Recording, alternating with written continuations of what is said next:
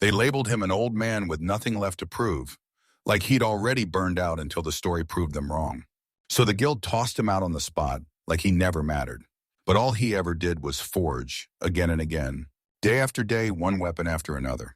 And somehow, every single thing he made, they don't just sit there like regular creations once they're set free.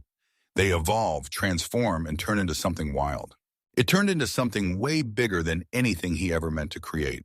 Now he finds himself in a brand new place, surrounded by people he can actually trust. And with one favorite obsession driving him, he's going to evolve endlessly because this old man's got zero prime power. This tale kicks off with a blacksmith, our hero fresh off the forge, ready to get his life completely rocked. Derek, rocked by a letter from the military, read the message where the girl told her teacher they hadn't laid eyes on each other in ages. 10 years already, time flew. She had one favor to squeeze out of him. Let him move to the capital. The protagonist folded the letter with a grin. Militaire so nostalgic. He suddenly remembered their first meeting just a few weeks ago. He worked in the city of Reeton for the Blacksmith's Guild. And that day, the guildmaster slammed a sign in plate, called him up, and made it clear he was. They fired him on the spot, then the MC just stood there, totally thrown off, repeating himself like he couldn't believe it. He got fired, and now the real question hit hard: why? And for what reason? The guildmaster snapped back, annoyed because there was zero reason to keep working for his guild, and he sure wasn't going to explain himself. Derek stared at his boss, utterly baffled, and demanded a clear explanation. The guildmaster erupted in rage, blasted the price to quality as downright appalling, and declared, "You're fired." And honestly, he's drowning in work, so he needs to bolt out of here already. The secretary beside him let out a fit of laughter. I had zero clue something like this would happen. No way. Not me. Okay. He's walking out, staring as the protagonist goes, signing in like he just won. Then smugness explodes in his face. Good riddance. The protagonist burst in, and the door slammed shut like a thunderclap behind them.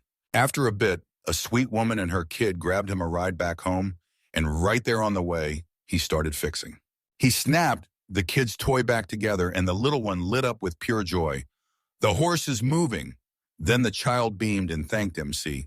Calling him Grandpa, he waved them off as the child and his mother walked away, and as they left, he felt a heavy wave of melancholy crashed over him, and he realized, he'd really gone, and he spent 30 years forging steel as a blacksmith, and now at last he was an old man with a lifetime's worth of scars and stories. Derek bolted toward the kingdom of Gloss like his life depended on it. He stormed into the capital, and the second he arrived, he froze, shocked to discover there were even more. There were way more people packed in than last time, and now that he thought about it, he just might handle this. He barely tore himself out of Reeton, and his dismissal was the perfect opening, so he marched right up to where it all began. He strode up to a meat stall and asked what she'd recommend, and she leaned in and asked if he wanted roast boar cow meat on the side. Meat, why not? After he paid, he shot the stallholder a quick thank you and dug in, savoring every bite and genuinely stunned at how insanely good it tasted. The stallholder snapped, "Wait, I've never seen you here before. Where do you come from?" Durrett swallowed hard. "Reeton," he stammered. "You mean Reeton?" He'd worked at the Blacksmith's Guild there until they kicked him out, and before he could even process it, screams ripped through the air as a woman tore into the stallholder does. He realized how expensive that falchion was, and it couldn't even slice through a branch. She was walking around with a shattered weapon in her hands. The stallholder snapped back in irritation like, "I have no idea how to work it." And the protagonist started to question it. Were they? They were bickering when the weapon stallholder snapped back, walking right out of the weapon shop because his weapons had a reputation that didn't exactly inspire trust. The protagonist let out a thoughtful chuckle, like he knew there were people just like that everywhere. He promised the woman he'd sneak off for a quick look, and she snapped at him to watch his step. Careful, he slipped through the onlookers like smoke, apologizing again and again. Dell shoved onward and kept screaming at the merchant, demanding that a steel sword should absolutely be able to deal with. He teamed up with a plant monster and sold her a fake, right? The merchant snapped back, furious, and reminded her she still had no proof. She hit the boiling point, seething with rage. Her young daughter stood there and begged her mom to leave, and MC shot a look right at them. Dell gripped a broken sword in his hand and thought, This blade's steel, right? Yeah, he spun around and told the merchant straight up that lying was wrong. Both sides froze and stared at him like he'd just blown their minds. Durrett kept going. Turns out he's a blacksmith, and this falchion isn't steel at all. It's just plain tin. The merchant snapped, "Like hell, this is total slander, nothing of the sort." The protagonist snapped his gaze to the woman, demanded the remaining part of the weapon for a moment, and said, "Here's the proof. Look right at the blade. The ripples are stamped there, crystal clear. And yeah, if it weren't steel." If that steel had hit true, the mark would have shot straight. Then the crowd erupted into uneasy murmurs. But this old man is right when he trained as a blacksmith. The guy he knew told him the exact same thing. They had to call a guard, and the merchant snapped, cursing under his breath, glaring at him like pure hatred. The protagonist flat out admitted he was playing them for fools, using their ignorance like a weapon. Only a pathetic blacksmith would pull something like that. He should be one who takes responsibility instead. Because the hiss through gritted teeth, "Shut your mouth. He'll scare off customers because of you." Finally, the merchant snatched the sword off the counter, sprang forward at the MC, and snapped out in irritation, Don't you dare preach to me." Durrett didn't flinch. He snapped, barked curses, shoved the crowd back, and stormed in like a man with nowhere else to go. To a fighting stance then. Right at that instant, a female voice burst out of nowhere. He snapped, barking an order for them to shut it down. This wasn't a request. It was pure military command. She shot between them in a blur and shoved the merchant out of the way, and commanded her soldiers to seize him and haul him off. The whole crowd erupted in cheers like justice finally hit, and the world made sense again. And then they started. And whispering right there was the soldier's commander lurking in the shadows. Dell nodded, thanked the girl, then stared at the protagonist like, "Wait, what? The protagonist?" Hearing the people's words, he froze in shock, and the commander he ruffled after that. He pushed his hair back and thanked her, then made it clear he was alive because of her. The girl shot back, "It's my job." Then she stared at him like he owed her answers and demanded, "Tell me, are you the guy I think you are?" MC muttered sheepishly like, "Do I look unemployed? Or is he about to get hauled off for looking like some sketchy old man?" The girl blurts it again, "Wait, is he a teacher or what?" Suddenly, she burst forward, grinning, shouting, "I'm Nilatara." And he instantly remembered. He remembers her 10 years ago. He made her a toy sword, then Durrett stared at her closely, like every detail mattered. Thank goodness he blurted that she'd grown so much, and he still couldn't believe they'd run into each other here. The girl lit up, and that sealed it. It really was him. He got her letter, didn't he? And now her soldiers were staring at him, demanding to know just who in the world he was. Militara swore he'd taken care of her back when she was tiny, and then she quickly shoot the breeze with him for a moment, then let them head back first once the soldiers reported, "We actually understand." He took her command and bolted out. The protagonist stared, baffled. Did she just climb into the role of a commander? And the girl only grinned, like she had the answer ready. Malden shot back, "Yeah, thanks to him." And the joy burst out of his mouth as she marveled. What an incredible achievement. "No way it's all because of this sword." With those words, she raised it, then she drew her next move. She yanked her weapon free from its sheath. He gasped and held it out a sword. He couldn't even process it, like, "Wait, what?" Then the soldier shoved it into his hands and demanded. She demanded he look, so he snatched her weapon, yanked it free from the sheath, and froze in pure disbelief because the blade was jet black as pitch. The divine holy Shinma's rank magic sword, and then the MC blurted out in pure confusion, "That's the country's treasure." And Militaire cut in, "Yeah, I'm the one who made it." He had made it, yet confusion hit him like a brick as he muttered, "How could I possibly forget a weapon like this?" Dementia had taken hold, and the girl asked his permission to rewrite it. "Yeah, this is that toy." Darrett stared in total confusion as he realized that toy sword had evolved. The words coming out of her mouth were so wild he'd never, ever heard anything like them. "Never heard of that," she snapped. She hadn't either. Then the weapon shifted. As she grew, her body kept shifting until one day it finally morphed into exactly what you see now. Most likely the weapon he forged can evolve and upgrade its defense. The protagonist stared at the sword again, and a wave of doubt hit him. Wait, is this really the same toy blade from back then? Wait, was it actually a toy before I can't even wrap my head around that? Military said she'd call it the maturity of feelings in her theory, in that right. When he started crafting items, did anyone finally notice something strange happening, like the protagonist? The Argonist snapped back.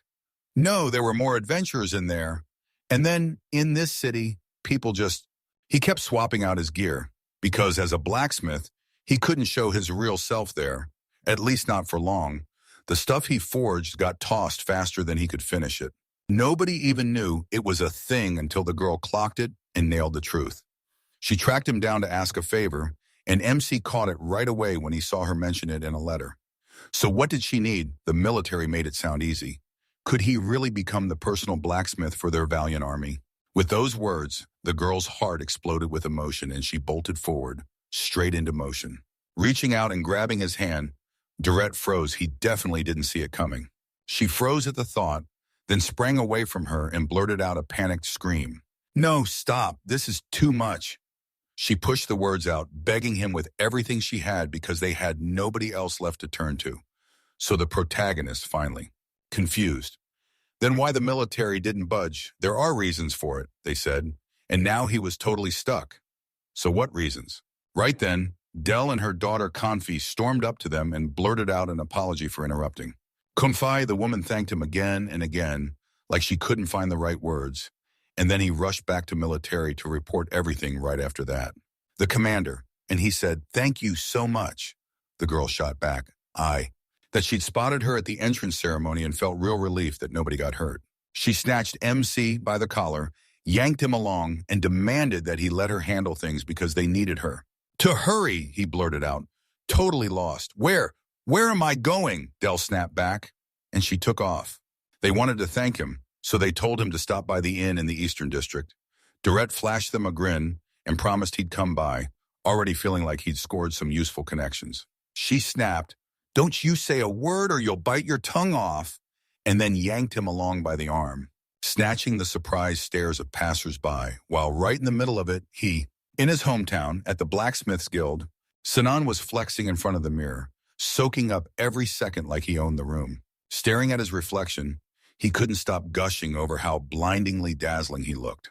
Then he slipped into the hallway, smiled at the employees, and they fired back greetings right as the guildmaster stepped forward and declared they were kicking off their morning meeting first, starting with their guild's philosophy right from the top, and that's how it all began. Right then, the guild door exploded open, and Genji, the royal envoy, burst in and sent the sign. He blinked in shock and blurted, "Who are you?" Senji shot back at once. "Is Lord Durrett here?"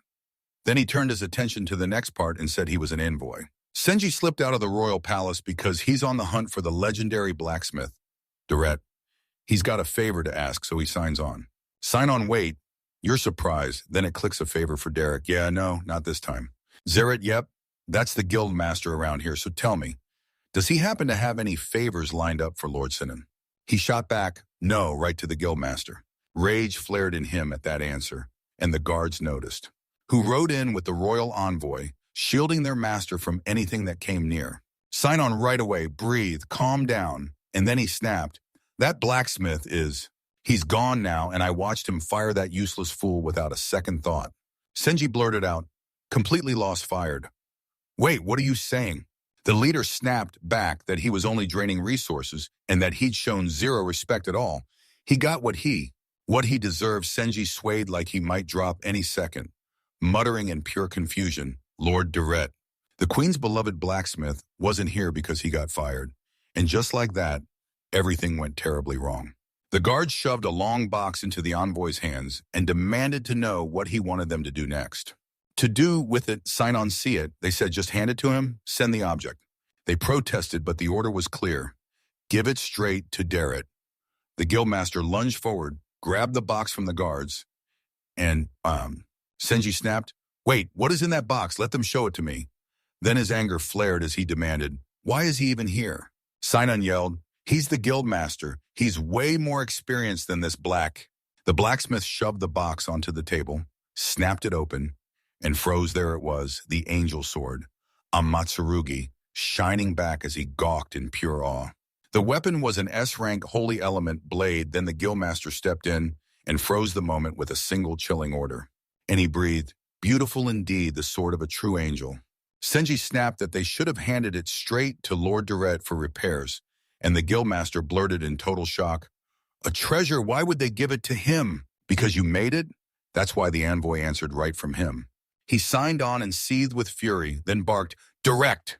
But Lord Durate himself forged it. Then he yanked Senju up by the collar, jolted him awake and blasted, "This isn't funny, you idiot," because that garden definitely wasn't supposed to be his handiwork. The guards barreled into the guildmaster's room, shouting for him to free their master, then they grabbed. An old sign on the side tried to soothe him, and the envoy just answered, "Well, yes. Yeah, it's not some ordinary blade. A Matsurugi is a sword that's evolved into something far more powerful." The guildmaster stared in shock and blurted, "Wait, your sword evolved. Do you really think he's—" Senji, of all idiots, blurted out that it was real, and the queen snapped to action, instantly ordering a search for. Sinon felt like he was losing his mind. Queen, treasure, evolution, like everything was smashing into him at once. He roared, "No, I can't take this," then shot straight into action. "I'll fix it." He fixed it himself in an instant, snatched up the sword, and the messenger started panicking as he tried to stop him. Stop him because he wasn't direct sign-on protested, but he was already. He was the guild master, so yeah, he was the best blacksmith in town, and with a smug grin he kept saying, "That's right, I'm the guild master." Them. Senji thought, yeah, this is what it feels like, because the leader had kicked them out of the guild, and it was weirdly logical. He told them to wait outside, then he stared at the blade and muttered under his breath, "Yeah, but the thing is, I could just sharpen it up with a whetstone." As soon as he started working, he realized too late that he'd never sharpened a sword in his whole life. But he'd seen his workers do it firsthand, so now he could handle it himself. Go on, he's got killer observation skills. And he's leveling up fast, mastering. Right then at a master level, both the messenger and the guards snapped their heads toward the guild as a thunderous crash erupted out of nowhere. Senji lunged toward the door, and when the guildmaster's silence felt wrong, they panicked. Then Senji started pounding and screaming for him. "What's that massive noise? Did he get hurt?" Sign-on and it answered, "Since you're being so rude, he's still working, shut it. And tell everyone to keep quiet because the truth is coming in hot." The guildmaster was in full panic, staring at the shattered blade like it was proof that something had gone horribly wrong. "Wrong, this is a disaster." He shoved his way into the nation's treasure like it was his own. They demanded it execute him, hang him, behead him, drown him, and call it a terrible crime. He drops to his knees, then presses his hands to his chest like he's preparing for something big. He locked in his breathing technique and forced his panic to drain away. He had to steady his breath, shut out the panic, and think up a real solution then, after a while. He shouted, "That's it, if the blade snapped, I'll just slap the two halves back together with glue. There ought to be some spare glue around here," so the guildmaster tore through. He tore open the drawers and snatched the exact thing he needed. Then after a moment he hurried over to the envoy thanked him for waiting, and Senji clocked it. He wrapped it up way faster than expected. "Guildmaster clear." Clearly, then Sinon shot off. Let him inspect his work, an amateur better not touch it. He rattled on about the sword, and then he drew the sword for a while, and the envoy tried to speak up, but the guildmaster snapped, gritting his teeth. "So he's doubting all this? Is he?" Senji hesitated, then answered with a shy shrug. "Yeah, but that's not the issue." Sinon grabbed the sword herself, marched up to the envoy, and demanded, "How is it still this beautiful?" Senji leaned in, squinted hard, and still spotted nasty rough patches on the blade, so Sinon snapped, "That's a lie." And Senji shot back, "You're just imagining it. Either way, it has to go back. He'll just tuck this treasure right back where it belongs." And as he did, that thought hit him like a spark. If they didn't catch it right away, he could have pinned it on them yet in that exact moment.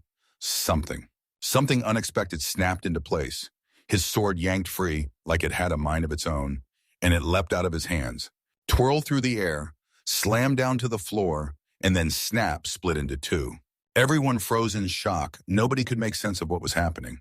How in the world did this happen? For one heartbeat, Senji snapped and yelled. Sinon fumed. Wasn't he supposed to fix it? The guildmaster froze, suddenly unsure. He swept his gaze over the stunned crowd, lifted his head, and barked, "Man, that's so weird."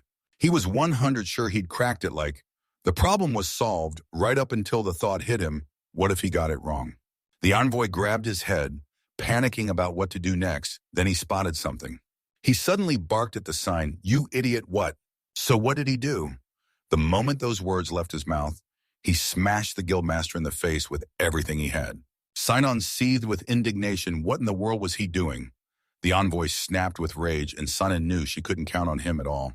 The guildmaster lunged to object, calling it rude, but Senji snapped his gaze up and said, in a grim voice, a voice yelled that he was under arrest, then screamed at the top of his lungs. Meanwhile, Tourette told me, military, everything that hit him, every single thing that had happened to him. At the end, he finally admitted it. He'd been kicked out of the guild.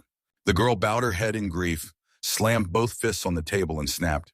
Firing a legendary blacksmith like him makes that guildmaster look absolutely clueless, like, this is the peak of stupidity. Yep, peak incompetence. She snapped her fork into the dessert out of sheer rage, and the protagonist even jolted from the shock. Flinching at the gesture, Sinon was whisked away by carriage to the capital, and the guards were. The wards snapped at the clumsy craftsman to stay put, and the guild leader, wedged between the guards, stared around in pure, helpless confusion. How did everything blow up like this? Wait, no, it all happened. With a direct strike, he'd wipe it out for good, no doubt. Get revenge later, at the Gross Army base. The military showed up and apologized to the protagonist for dragging him in to be their personal blacksmith. He snapped back, saying it didn't matter right now. He needed the truth, the part he couldn't avoid. She answered, fine, go ahead and let him judge for himself. Then the girl dragged him to this huge building and told him, this is our forge. The protagonist stared in awe because this was no ordinary smithy. It was a full-blown military forge, massive and unmistakable. Once she swung the door open, dragged him inside, and shot out an apology, and right away all the workers stared. The second he saw her, he snapped into formation and saluted hard, firing off a proper greeting. The girl snapped in order for them to stand at ease, and the workers immediately demanded to know who the military shot back. The man beside her. That's him. He's the guy who forged her sword, Mr. Dara, and the whole place stared at him like he just dropped out of the sky. He mumbled, blushing, that he was thrilled to meet everyone, and then introduced himself like it mattered more than anything. The workers started openly ogling him, and the chatter erupted because, come on, they just met a legend, the legendary blacksmith. Maybe the commander was pulling the wool over everyone's eyes. He was ancient, and he didn't even look like the creator. The mythic blade loomed in his mind, and the MC muttered, all sheepish, yeah, okay, old man. Seriously, he still can't wrap his head around it. Military demands, so where's Nana Hikari? And the workers shoot back. He's been here a bit, then he walked out, the girl snaps, irritated to the bone. Again. Those apprentices are already making excuses. They told him, but he brushed it off, no hesitation. Then the protagonist blurted out, shocked, wait, who are you talking about? And the girl shot back, yeah, our current blacksmith is Nana Hikari. Then she added that his family had poured out massive donations, and he's the only son of Duke Felgrimd. Yeah, that guy's got an awful temper, so he turns out to be a terrible blacksmith. And for now, all they can do is, he swallowed his eternal discontent, because part of him knew there were people out there like that everywhere, she said, but right then that teacher was on a whole other level. Just then, the original starter of the conversation stormed into the forge and snapped, it's filthy like always in here. Militar snapped his name at him and demanded, where the hell have you been? The protagonist shot the guy a stunned glance, and without meaning to, filed a sudden mental note because the stranger looked exactly like him, Nana Hikari in. Harry snapped back to the commander. Then one of the workers leaned in and asked, so you're on a date right now. What about the longsword? He snatched up the weapon and drawled, this one let him have it. And just like that, he hurled the weapon at the worker, and the blade fell short of its target.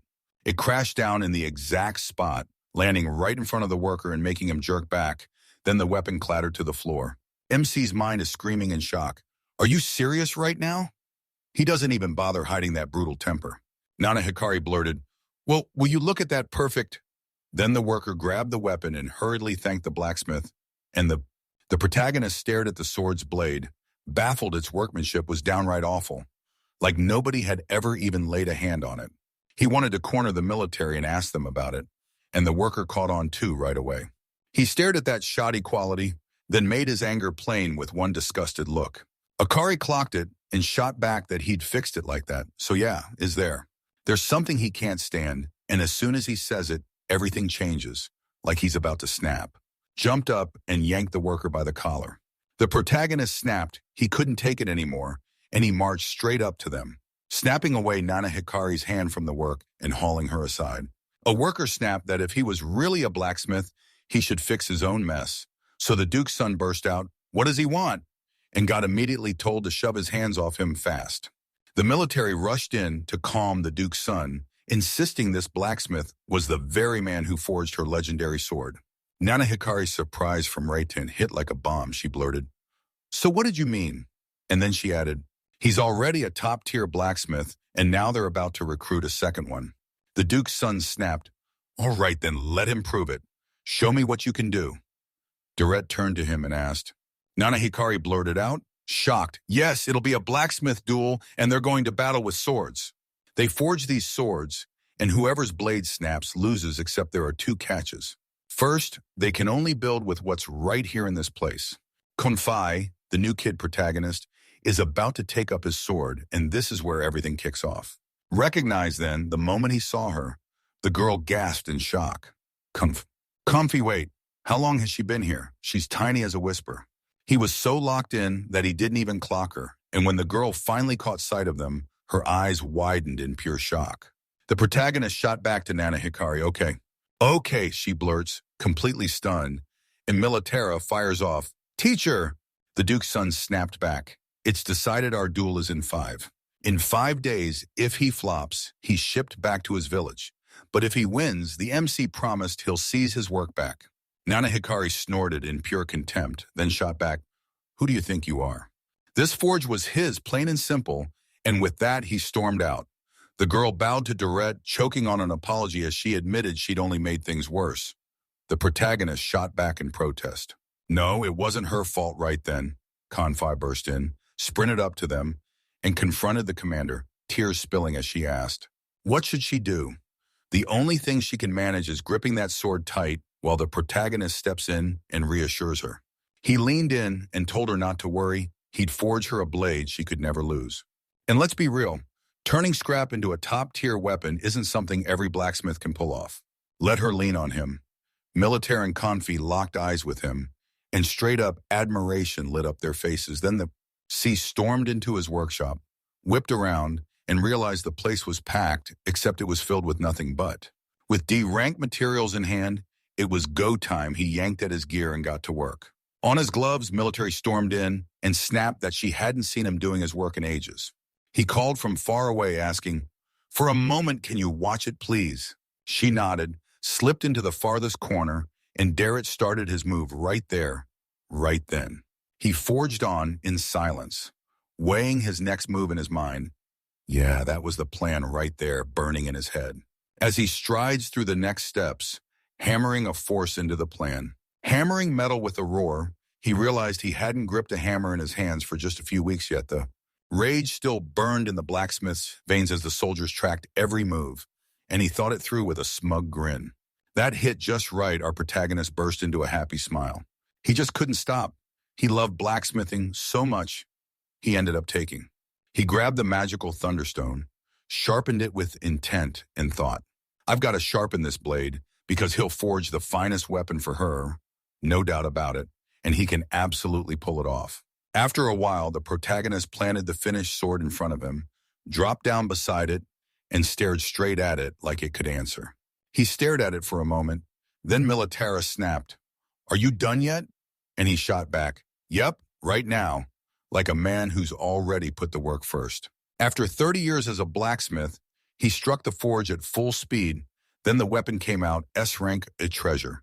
Higher than he ever imagined, and then no way. She stared at the finished weapon and went, "Yeah, you totally overcooked this."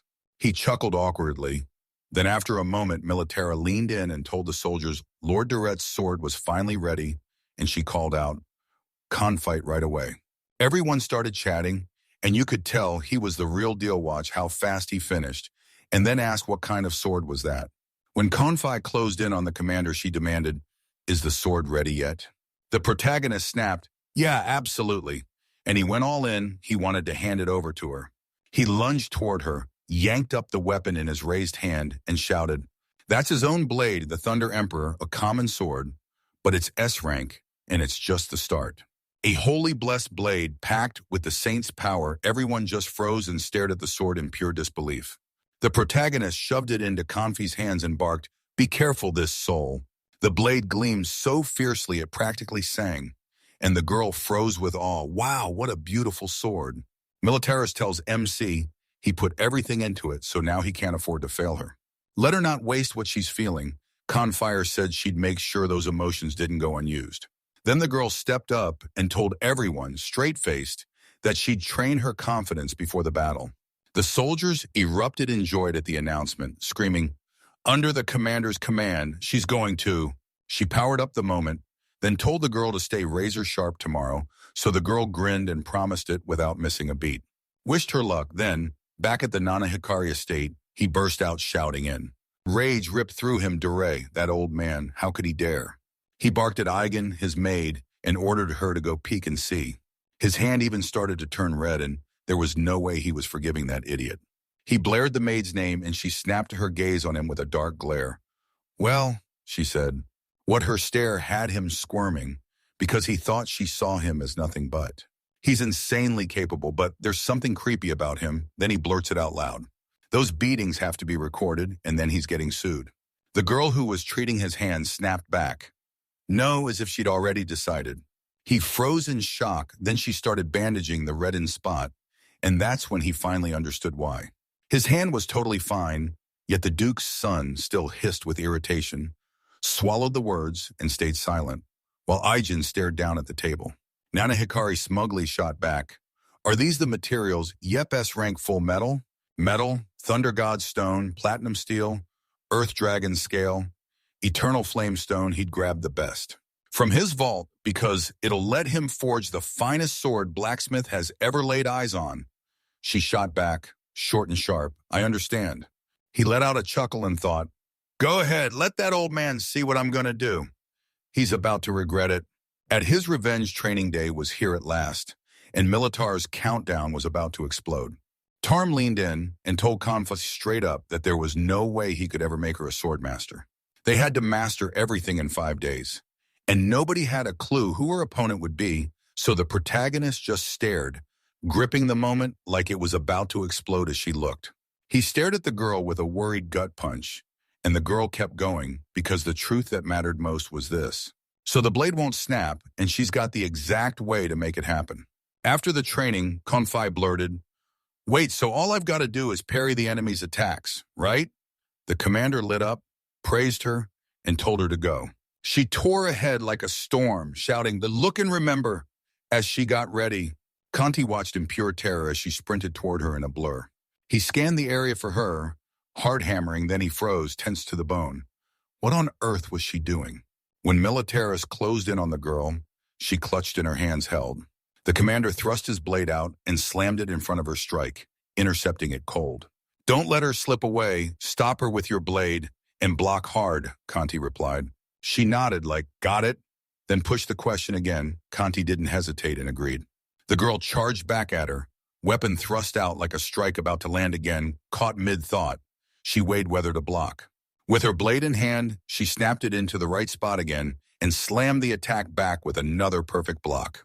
Again, she couldn't believe it. She'd actually pulled it off, so she spun around, ready to grill him with a question.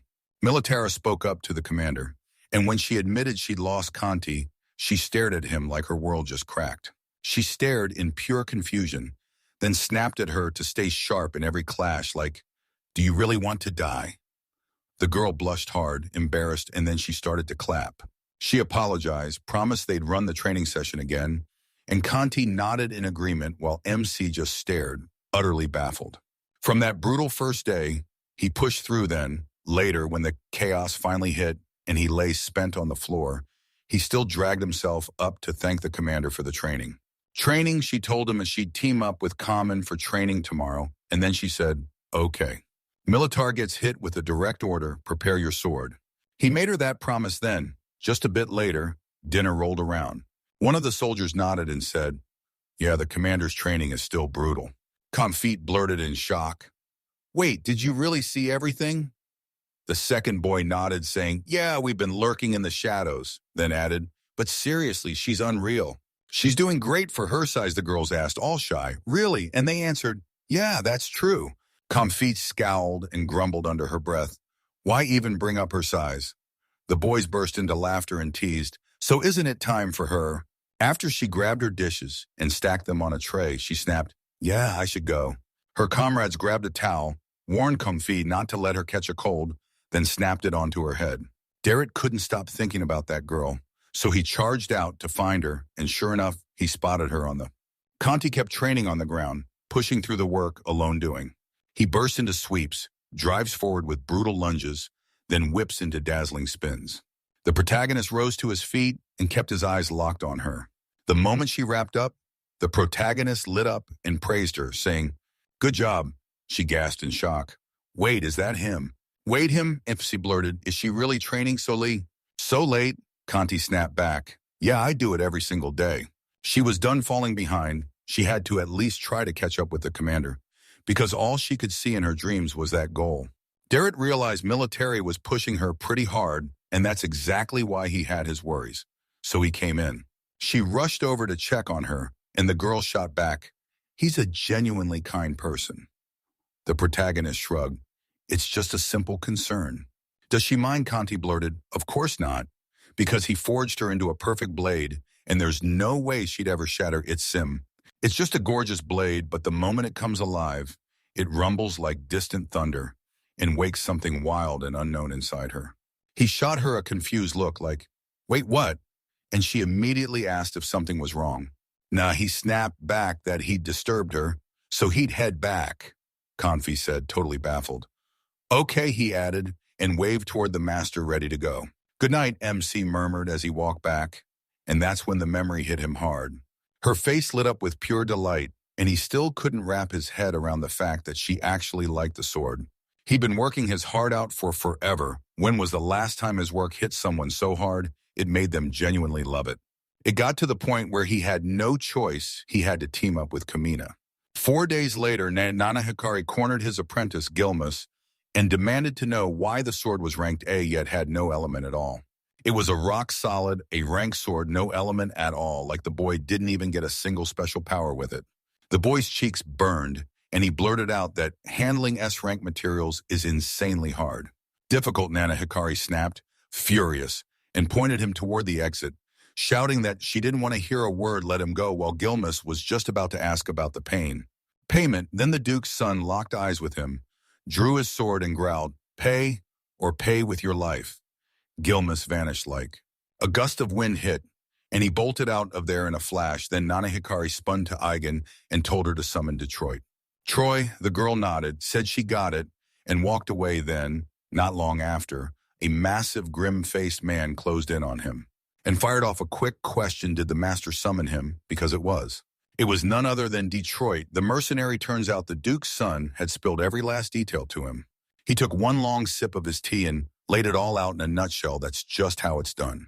He still couldn't forge an S-rank sword, and the brute cut him off cold, saying rank didn't matter at all. With just about any blade, he could drop anyone in his path. Then this young man grabbed a thick iron rod, bent it in his bare hands like it was nothing. Hands and said, "Like this?" He whipped the bent rod. Nana Hikari broke off and tracked the object's path, chasing every move it made. He thought, "It's crystal clear, I can't afford to lose." Not even once. It felt almost suspiciously easy, honestly. That made it even better, so he told Aiden, "Don't." So he vowed to keep this secret from his parents because the maid swore she'd never let it slip. After his words landed, she couldn't stop replaying one thought. Then at last, the day of the duel arrived. Nana Hikari showed up and shot her opponent a rude greeting, calling him Anne. An old man stood there, and the protagonist realized it had been 5 days since they last saw each other. Then the Duke's son smirked and teased him, praising him for finally not bolting. He storms off, and the whole room freezes, everyone stunned, like they can't believe what just happened. He stared hard at the arena, jaw tight. Then the announcer roared, announcing, Lord Nana Hikari tore into Lord Durrett in a clash that shook the heavens. A full-on duel between blacksmiths, hands flying and sparks roaring. Everyone in the room started whispering, "Is that the destroyer? Detroit, no way could that really be him. Just look at Confis." His sword, when the Militara saw it, pure outrage erupted, no question about it. This wasn't a fair scrap at all, and the protagonist knew it instantly. Like Ari smirked and said, "You can tell right away the sword's a total fake." The announcer pressed on, slicing the tension in half, whose blade snaps first, and anyone who dares step outside. Anyone who steps outside the arena loses, and the military is outraged all over again, snarling that these rules are rigged. Minahikari let out a sharp, mocking snort. The choice sneered, laughing at him. "So this tiny thing is supposed to be your opponent." Confit only clenched the hilt of her sword tighter and tighter, like she was bracing for impact right as the announcer started to speak. Gave the signal for the duel, then the mercenary stepped in, ready to strike. Mary screamed and slammed his weapon with such raw force that it tore forward. A devastating shockwave ripped through the air. She barely managed to keep her feet under her, then she pushed forward anyway. Forward, everyone in the room gasped in shock at Detroit's brutal attack. That strength nearly wrecked her. Then the mercenary lunged at the girl, but Confit snapped aside and dodged. He unleashed every attack at once, and the opponent snapped, furious, yelling, "She can't keep running forever." Forever. He pinned his opponent in the corner and laughed with pure glee. There was nowhere left to run.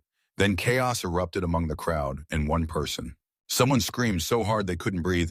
"No way, I can't watch this." The mercenary, she leaned in and demanded her opponent decide should she just give up and surrender. Finder Confit snapped back with total certainty. "No way, I'm not doing that," Detroit said. He muttered it with a dark edge he'd warned her, and now her choice was about to crush. Her ominous energy rolled off him like a storm. An ominous aura hung in the air. Comfy stared at him, thinking, commander or not, her training had prepared her, and then missed her. Mr. Darrett forged Kamina's sword by hand for her. Mercenary lunged forward, swung his sword hard, and screamed, "Just don't you dare die." The girl shot back with zero hesitation. She wasn't going to lose. Detroit is still swung under the anxious screams of the crowd, but Convoy shut it down, and then something incredible just happened. A wild fragment of the mercenary's blade ripped free mid-swing, and the crowd gasped in shock. He blurted it out, totally stunned and lost for words. The destroyer's sword shattered into pieces, and the protagonist was left. Was he seriously overdoing it with that sword? The commentator slammed it. One sword decided everything, and the winner was locked in. Military spun toward the protagonist, grinning as he burst out, "It worked," and the protagonist just smiled and said, "Yes." "Yep," and the military rolled in, scooped her up, and showered her with praise. Trudged along, defeated to the bone, heading straight toward the stunned Nanahari.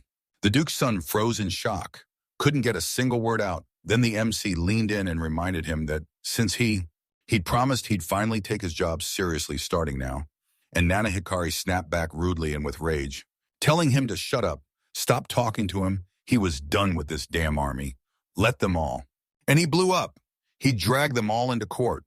The agent shot him a glare. He tried to yell something else, but suddenly, someone smacked him on the back, shocking the whole crew. Then he snapped into a bow to the military and the rest. She apologized to the young master, then promised she'd tear into him and smack his common sense back into place.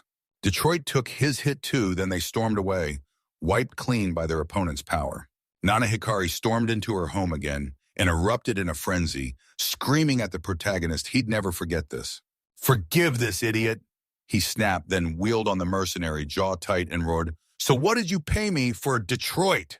Korsh started slinging excuses left and right, claiming he was retiring, admitting he'd gotten beaten by a little girl, and insisting he was too weak, before turning to. "Wait, don't stop me," he said as he stormed out, promising he'd live in peace and shouting, "Goodbye, everyone." And Nana Hikari pushed even farther, growing stronger and stronger. Rage surged higher as he screamed at the mercenary that he was nothing but a pathetic freak. Then he wheeled on Aegon and yelled, "Now it's her. Now it's her turn. She's the real traitor," and she slips her hand against her mask. "Master," the girl snapped back, "and she'll finally admit she hit him." Then he muttered under his breath, "Yes, go ahead, let her do it." And right as she walked out, she casually said, "Oh, by the way, he burned through S-rank materials, and that's when he learned the destroyer wasn't just roaming around, he was living in a mansion." She marched into his parents' lives and spilled the truth, and just like that, They shut the door on him for good. The maid slipped out right after. And he sprinted after her, bellowing at the top of his lungs while she promised she would. Swear you won't tell, because the second you do, he's firing her on the spot. His father's chilling voice thundered his name with pure rage, and the boy snapped around to find his furious parents standing right in front of him. His father snapped with rage, and he'd used the materials they'd already set aside for selling overseas without a single bit of permission. His mother screamed, "So, tell me, is he really trying to torch the family's reputation? Or does he have any clue what he's doing?" Nana Hikari tried to fight back, but his father cut him off out of nowhere. He just stared at his parents, totally stunned, as he heard they were banishing him. As the jokes faded, his father barked for the guards to grab him and haul him to Tamon. In the forest, the guards lunged, seized Nana Hikari, and hauled him straight toward the exit. He bolted out and screamed for them to stop too late. Nobody listened. He shouted for his parents, but they never even glanced back at him. Then they vanished and left him alone in the forest. Night had already crawled in, and the trees felt eerie and terrifying to his skin. He heard screams and chaos all around him, then panicked, flailing his arms and yelling at faceless enemies only he could see. "What do you want? Let them all go." "Get out of here," he pleaded, choking back tears as monsters closed in and everything around him went dead silent, abandoned. Dumped in the forest with no one around. Durette did this to him, plain and simple. He was jealous, so he didn't back down. He challenged him to a duel, but why on earth did it come to that? Wasn't he just being brutally honest? Right then, the military. Swear she'd never faced a duel like this one that felt worthy, like she'd done this 100 times before. That skilled soldier leaned in as the girl blurted a shy thanks and told him, with the biggest relief in her eyes, that she'd won because of both of them. And with a grin, the protagonist said, "No big deal, I just forged the sword." At that exact moment, she delivered the one contribution that mattered most. Her comrades shouted at her and beckoned her over to celebrate her victory, then Convis waved goodbye. She tore herself away from her mentors, sprinted back to her friends, fired off yet another heartfelt thank you to the commander and the protagonist, then charged up to her comrades, ready. They all rushed to heap praise on her and congratulate her for the win, and when the military smiled, it felt like this day was just getting started more. Crackled into place as the spark of her brilliant career lit up. MC nodded in full agreement. The soldiers snapped into formation and erupted in chants calling him Old Man, worshipping Durette Confiturn. He spun around and stared at his mentors while Militara barked orders to the soldiers. From that day on, the protagonist would step into the forge and become the new blacksmith of their valiant army. The protagonist's thoughts erupted like, "We're not done yet." Thought, of course, they'd label him Old Man the second they saw him. Later, deep in the kingdom of groves, deep in the palace, down in the dungeon, Senji caught the faint sign. Sinan's tearing roar filled the air of freedom as they gripped him like he was just a wild monkey they wouldn't let go of. No way were they getting away with this because they refused to answer a single one of his questions. The guards snapped, "What the hell are you even talking about?" then ordered him to sit still and shut up. The envoy let out a heavy sigh, then quietly thanked the guards for everything they'd done. Senji hit the switch and activated the unlock. The lock slammed on the cage door that kept the prisoner trapped. He grabbed the guild master and barked, "Get out here!" After a while, a whole line of soldiers marched up and formed right at the protagonist's forge, leaving them utterly stunned. To their shock, one of the warriors leaned in and told the protagonist that, with his repairs done, swinging that sword finally felt smooth, so the other two told him to tweak another blade next. Sword and shoulder pads, then the MC called out, "Hold up, just a second," and everybody lined up, ready to go, immediately. He snapped back to calm and just waited, still as stone, while MC Worley dropped into a chair and watched the soldiers spot the weapon on the wall. Then they started. They couldn't help but stare in awe at how beautiful it was. Then, boom, everyone started ripping into each other, fighting over who would get Common's sword at that. Right when Confi burst into the forge, smiling brightly, she shouted that she'd lose to no one. She was the sword's real owner. No question. One of the soldiers spotted the plaque dangling beneath it, and it read that she had to pull off an S-rank feat. Confi cut in, "So that's just the job, Commander." Like when Durette, one of the 4 demon kings, heard it and blurted out in total shock, "Militara beat a demon king." They shot back, "Yeah, she's just that incredible. A real hero." He figured he'd finally found a way to test those sword-made dreams while the soldiers kept right on arguing around him. Kamina was forged by Durette, and he's pure awesomeness. Now I'm dreaming of becoming that legendary cool old man someday. The protagonist let out a chuckle, wondering if they'd still dare to call him an old man. Then he stood up He slams the work table, declares he's finished for the day, and tells them to come back tomorrow. The crowd started stacking up early, and at that exact moment, the militia. Militaru stepped up with a grin, told the protagonist, "Excellent work," and added, "He's been swamped all day." And the protagonist answered that. It turned out there was way more work than in Raton, and he finally let out a satisfied breath. Then the girl burst into laughter, saying she was so happy to hear that. Because of him, the soldiers shifted overnight. Every single one of them wanted to use Kamina, and they all suddenly took their training seriously. Seriously, MC grinned and said this was the absolute best. That's the highest praise a blacksmith could ever dream of. He bowed and thanked them for every single thing. She said, her voice cracking, that she was heartbroken. Her Majesty had shut him down, and then he snapped back. Let him carry out a coup. Keep the gear and repairs under control. Is that what you're telling me? The military shot back. Durette nodded. No worries, he's got it all figured out, and weapons like Kamina can't just be everywhere. And it's in everyone's hands. The girl stared at him, eyes blazing with admiration, and said, Hey, I'm here for something big, an important conversation. Her Majesty wanted to meet him, so should she escort him straight to the palace?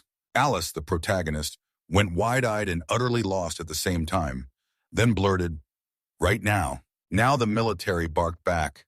Yes, right now, he shouted, and total bewilderment hit him like a wave. Why the girl shot back? Of course, because of his help. Their soldier's drive had soared to new heights. He'd been raised, and that was a massive win. Then the protagonist's mind spiraled as the queen declared she wanted to meet a lowly commoner. He froze for a second, buzzing with pure excitement, and blurted out to the girl, So what do I do? What kind of queen is she anyway? She paused for half a breath then. And then he summed it up like this, She's seriously really something. Her name is Serenade Glossa, and right then, the queen got word about the sword incident. As Lord Serenade was lost in thought, someone rushed in with a matsurugi. Was shattered, Senji leaned in and told her, ruefully, that this man. Sinon had fooled him, but he couldn't even wrap his head around why this guildmaster. He knew he'd messed up, but he refused to duck the blame, so he braced himself to take responsibility right behind him. The guildmaster dropped to his knees. Her face lit up with total devotion. Then Serene snapped to her messenger and said he'd made a mistake, and the boy just stood there, ready to take whatever punishment came for him. She cracked the whip across him and snapped, furious because he knows she hates incompetence with her whole soul, and now she's about to hit again. Hit him even harder. Senji nodded in agreement. Then Sinan's eyes snapped wide, pure confusion flooding his face as he blurted, Wait, what's going on? The queen snapped her focus to him and screamed, Now! Now it's his turn. She slams into him with brutal force, screams and declares, You're trapped! Trash, the guildmaster who shattered their country's treasure. Then the leader erupted in a scream so brutal it seemed to pierce his entire body. With every brutal strike, she made him face his own incompetence, and the guildmaster wailed at the top of his lungs, begging over and over for mercy. Serenade snapped that he'd never be guildmaster again, and then she beat him again so viciously he let out hysterical screams. Why did it all turn like that? After a while, the MC screeched to a stop before the throne room doors. Then the militarist pressed in and told him they needed to. So, he had to go. Was he even ready? He muttered back that he'd need at least a year, and then his heart started to reach the point where it felt like it would burst out of his chest. She smirked. Nice joke, but don't worry. Everything's going to be all right. Her Majesty looks out for anyone who proves they can handle the job and the ally. The allies stormed in and dropped to one knee before the queen, and she lit up with praise. Well done for showing up. I'm so glad you're here. Soldiers told her she'd brought that exact blacksmith right to her door, so the protagonist snapped his head up and blurted, voice shaking, that Durette was him. T's eyes sparkled. Serenade leaned in and proudly claimed he was the legendary blacksmith who forged Kamen and Shinma. Then he offered his hand as T happily said she knew him as the very best. The best blacksmith in the whole country. Then the MC felt his mind unravel, because he'd been recovering and it still didn't make sense. With a quick bow to the queen, he covered himself and declared, "This is an honor for me." Serenade wouldn't stop, and he had no choice. He had to face Nana Hikari head-on himself. She had pressing stuff to handle, couldn't step in, and she apologized for it, then her gaze went blurry until the protagonist shot back in pure astonishment. "What is this, Her Majesty?" And her eyes stayed crystal clear, not clouded at all. They shimmered like precious gemstones, and the queen grinned with pure satisfaction as she looked at him and said that he wasn't just a top-tier blacksmith, he was a total ladies' magnet, and the protagonist cringed so hard from her words that embarrassment burned clear through. With a sharp breath, she kept going because today she'd summoned him for something absolutely critical. Amatsurugi shattered, then Amatsurugi gasped, "Serena!" Serenade snapped back like, "Did you seriously forget this blade is Amatsurugi?" The guard slammed the table down in front of him, and right there on top lay the sword. He gasped in surprise, then apologized, because this was the first time he'd ever seen a blade this beautiful. The queen stared, confused, while an aristocrat admired it every single day, and then one day it finally evolved, so in the end, he decided to donate it to the state. Then the protagonist froze in confusion, because after that, he even hit another evolution straight into S rank. But how on earth was he supposed to repair the sword he had? He had no clue what came before then. He stared at the queen and thought, "Wow, she's brutally strict. No, wait, could this be the kind of job that's even his?"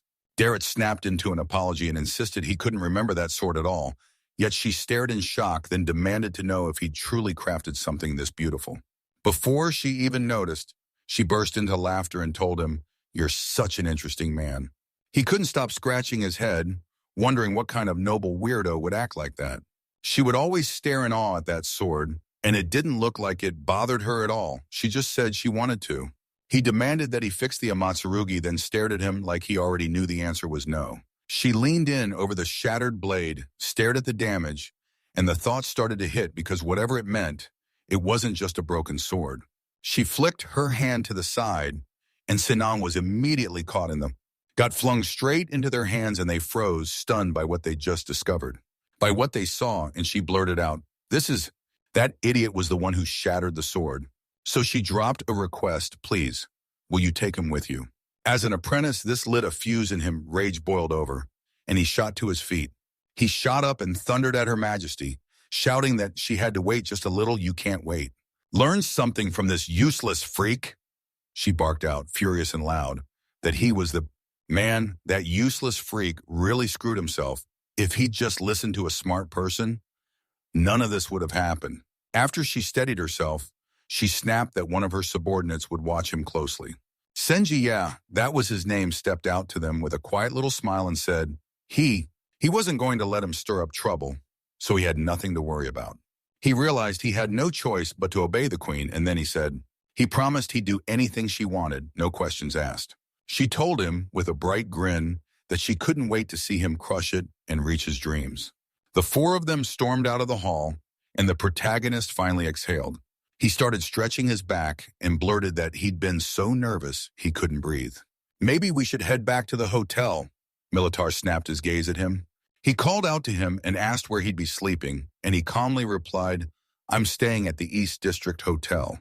Senji said he could crash at the National Guard dorms, but he still turned the offer down.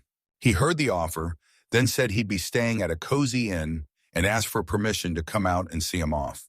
Soon enough, they rolled up in the Eastern District, and he pointed at the place like, "This right here is the inn."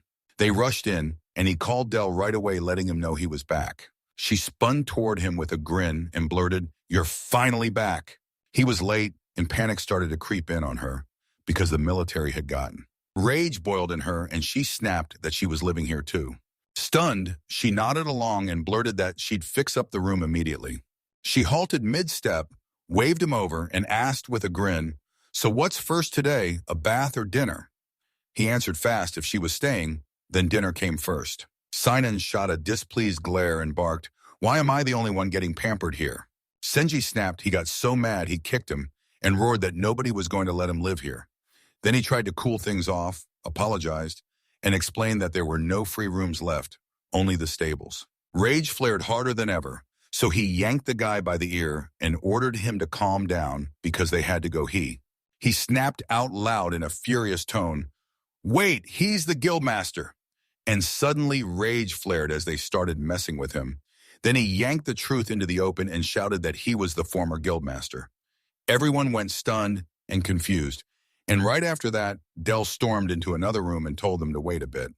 MC nodded, and Militar snapped his fingers and called the teacher over. He faced her, and she lit up and asked if he had anything planned tomorrow evening. MC shook his head, and she smiled, happy as ever. That warm look then, by evening, they'd finally be alone the next day. They both showed up and met with a bunch of workers, trading greetings like it was business as usual until one of them spoke. They claimed Nanakihari had fired them, so imagine their shock when they were thrilled to come back, because they hadn't seen the commander in ages. And when they finally looked his way, they realized it wasn't just him, other people like him were out there too. Who could shatter a national treasure, so shouldn't they be executed for it? He got lucky, though their queen. Merciful Senji called out to him and shouted that it was time to start repairing Amatsurugi. The worker tore open a bag packed with shiny, priceless stones and told him to use them for what he needed. He tucked those materials away from Nana Hikari, knowing that using them this way would keep everyone smiling. And if you do this to a Matsurugi, it'll feel like a sacred honor, pure prestige. Derek studied the stuff, lit up at what he saw, and said he could use it. Then the worker called out, asking if he didn't. He didn't care at all. He let him see how it all worked. Then the other workers piled in with the same request, and he opened the door for them all. After that, he slammed the broken sword onto the table and stared at it like, wow, what a masterpiece, and yeah, this was seriously a great job. Can he finally beat the version of himself that came before everyone leaned in, buzzing with excitement? He couldn't stop buzzing with anticipation and just waited for him to begin. Then he snapped his gloves on, and right as thoughts started creeping in, told himself, don't overthink this. Don't overthink it later. He finished the Amatsuragi kite, and the workers exploded with shocked cheers that he was a genius blacksmith. So how did he pour holy power into the metal, huh? Was it because he slammed the hammer at an angle Militara beams when he calls the teacher, and she's thrilled to realize he's a hit with everyone, and that makes her so proud. He was proud to know him, and with a slightly confused look, he told her not to exaggerate. Then he spotted Sena. He stood there with a furious face, snapped his attention to the guy, and told him he had to start by doing it first. He had to figure out how he swung that hammer. He shouted through clenched teeth, raging as he demanded that he should. Senji cracked him across the head like a warning, and he couldn't go giving orders after that. And he blared that he had no right to be acting so arrogant. He crumpled to the ground and started hammering kicks into him. Then later, he dropped down and sat there at a table littered with metal. The protagonist slid him a hammer and told him to go ahead, try hitting them. He grabbed the sheet metal, snapped it into place fast, but kept his fingers clear because one slip and he'd be paying for it. He yanked the hammer out of his hands, then clicked his tongue in pure disgust, and swung his fist, then drove his strike into the hammer with bone-crushing force. He slammed it down hard and nailed his finger right on the head. Everyone froze in shock. He went down hard, started rolling across the floor, and let out a blood-curdling scream of pain. He was all but cut off mid. He stormed up to him, voice shaking with worry. Then wham, he swung the hammer in front of his own head, barked at him to stay back, and snapped that he didn't need his pity. Senji yanked the hammer out of his hands and barked that he wasn't allowed to swing it, then stared straight at the workers huddled together, and their voices thundered as they argued about it, said they couldn't look down on him. Later, they burst into the tavern and declared it was time. It's time to blow the roof off because the master just got his appointment. Their mugs of alcohol were lined up and ready to spill, like the night was begging for trouble, and then it happened. The military shot him a disgusted look and demanded why. So yeah, Dell and Kanfai showed up too. C said he'd invited them, and the blacksmiths and soldiers showed. We're also there. Then she snapped, rage flooding her, and he snatched her mug and started chugging, and that's when she panicked. She called the commander and warned him not to drink it all in one go. Then she yanked out 2 of his dolls, the 25, and the other one like she already had the plan. And even the 40-year-old versions, she started messing with the dolls, and which hit him like a wave of shock. Then the workers stared and asked, wait, does she have another doll now? Yep, she just whipped up a brand new one, and Konfai said, From here on out, I'll play like this. And then the moment kept going. Until bedtime, just leave her there already, and he took a slow, smug sip of the alcohol from his mug and realized that somehow the image of a serious commander had vanished. Clung to his thoughts, and then Dell called him, telling him she'd finally heard back. He told her he'd thrown down in the blacksmith's duel, and when she thanked him, he shrugged and said he was only doing his job. She told him to drop the modest act because with that sword in hand, she absolutely crushed a man with strength that was unreal. He shot that down fast, insisting it was all her training that made the difference. Confit wrestled with the idea, reached for the phone, and asked him straight up, "Would you craft a weapon for me?" Militara looked at him like, "So what's the deal?" And he snapped back that he wasn't some adventurer, asking why he even shouldn't. He shouldn't do it if he used his own weapon. Everybody around would have a clean way to escape. He stared at it and knew this was the real deal, and then his mind started to race. And the next day he realized it actually made perfect sense. They stormed the forge, and she declared that this gentleman would be the one crafting it. He grabbed weapons for himself because when it came to self-defense, he wasn't about to go in unarmed. Darrett said, straight up, that if he learned to wield a weapon, he'd be able to. He'd finally get the hang of blacksmithing. Everyone kept saying it was a brilliant move. He tossed out the idea because his weapon was almost impossible to see, and the soldiers promised they'd show him how to use it. Then he thanked them. With the tension hanging in the air, a furious sign-on blared out loud at them demanding they wait, and it kept hammering that order. Did they just forget about him completely? That's not fair. He needs a weapon, and he needs it now. So why was he the only one who got permission to do this? Senji yanked him up and hurled him onto the table. Then he snapped, "Hey!" And he called him an idiot and told him to finally learn how to use a hammer. Soon after, they stormed right into the Gloss Armor's warehouses. He started grabbing different materials, one after another, and he beamed and praised them with a bright, cheerful voice. Then she asked, so why wouldn't he stick to only A-rank materials? He could grab them and nobody would even bat an eye. He flat out refused and said the low ranks would be more than enough. So we're leaving the good stuff to the soldiers, right? She was moved by how they called him teacher. Then the teacher looked him in the eye and gushed that he was an absolute wonderful person. He let out a laugh, clearly thrown off for a second, then snapped that she was totally exaggerating like he had to say it, then grabbed everything he needed. They hauled it back to the forge, and the soldiers leaned in, begging to know what he'd make an axe, maybe even a magic staff. He just said that. He admitted he didn't have a clue, then busted out a whole storm of ideas anyway. Militaris stepped in and offered to forge him a sword, then promised she'd teach him how to swing it. He paced it in his head, then realized he had no clue whether this was even a smart move. He shoved on his gloves and swore he'd rather build a hammer instead. They were stunned by it, and then he leaned in and demanded, "Blacksmith? Smiths usually use this, right?" Honestly, a hammer would have felt way more natural to him because he'd been swinging one for years. Even with the hammer in his hands, they all knew it'd be turned into a weapon because that's exactly how he operates. And they understood they were about to see it. From him, later on, he finally forged a massive hammer, and then that was just the start. And it totally stunned everyone watching. He grinned at his weapon and said, "That's it, all that's left is to name it." She tossed out a name with a big smile and said she had an idea while the soldiers just grinned, sure she'd nail the perfect one.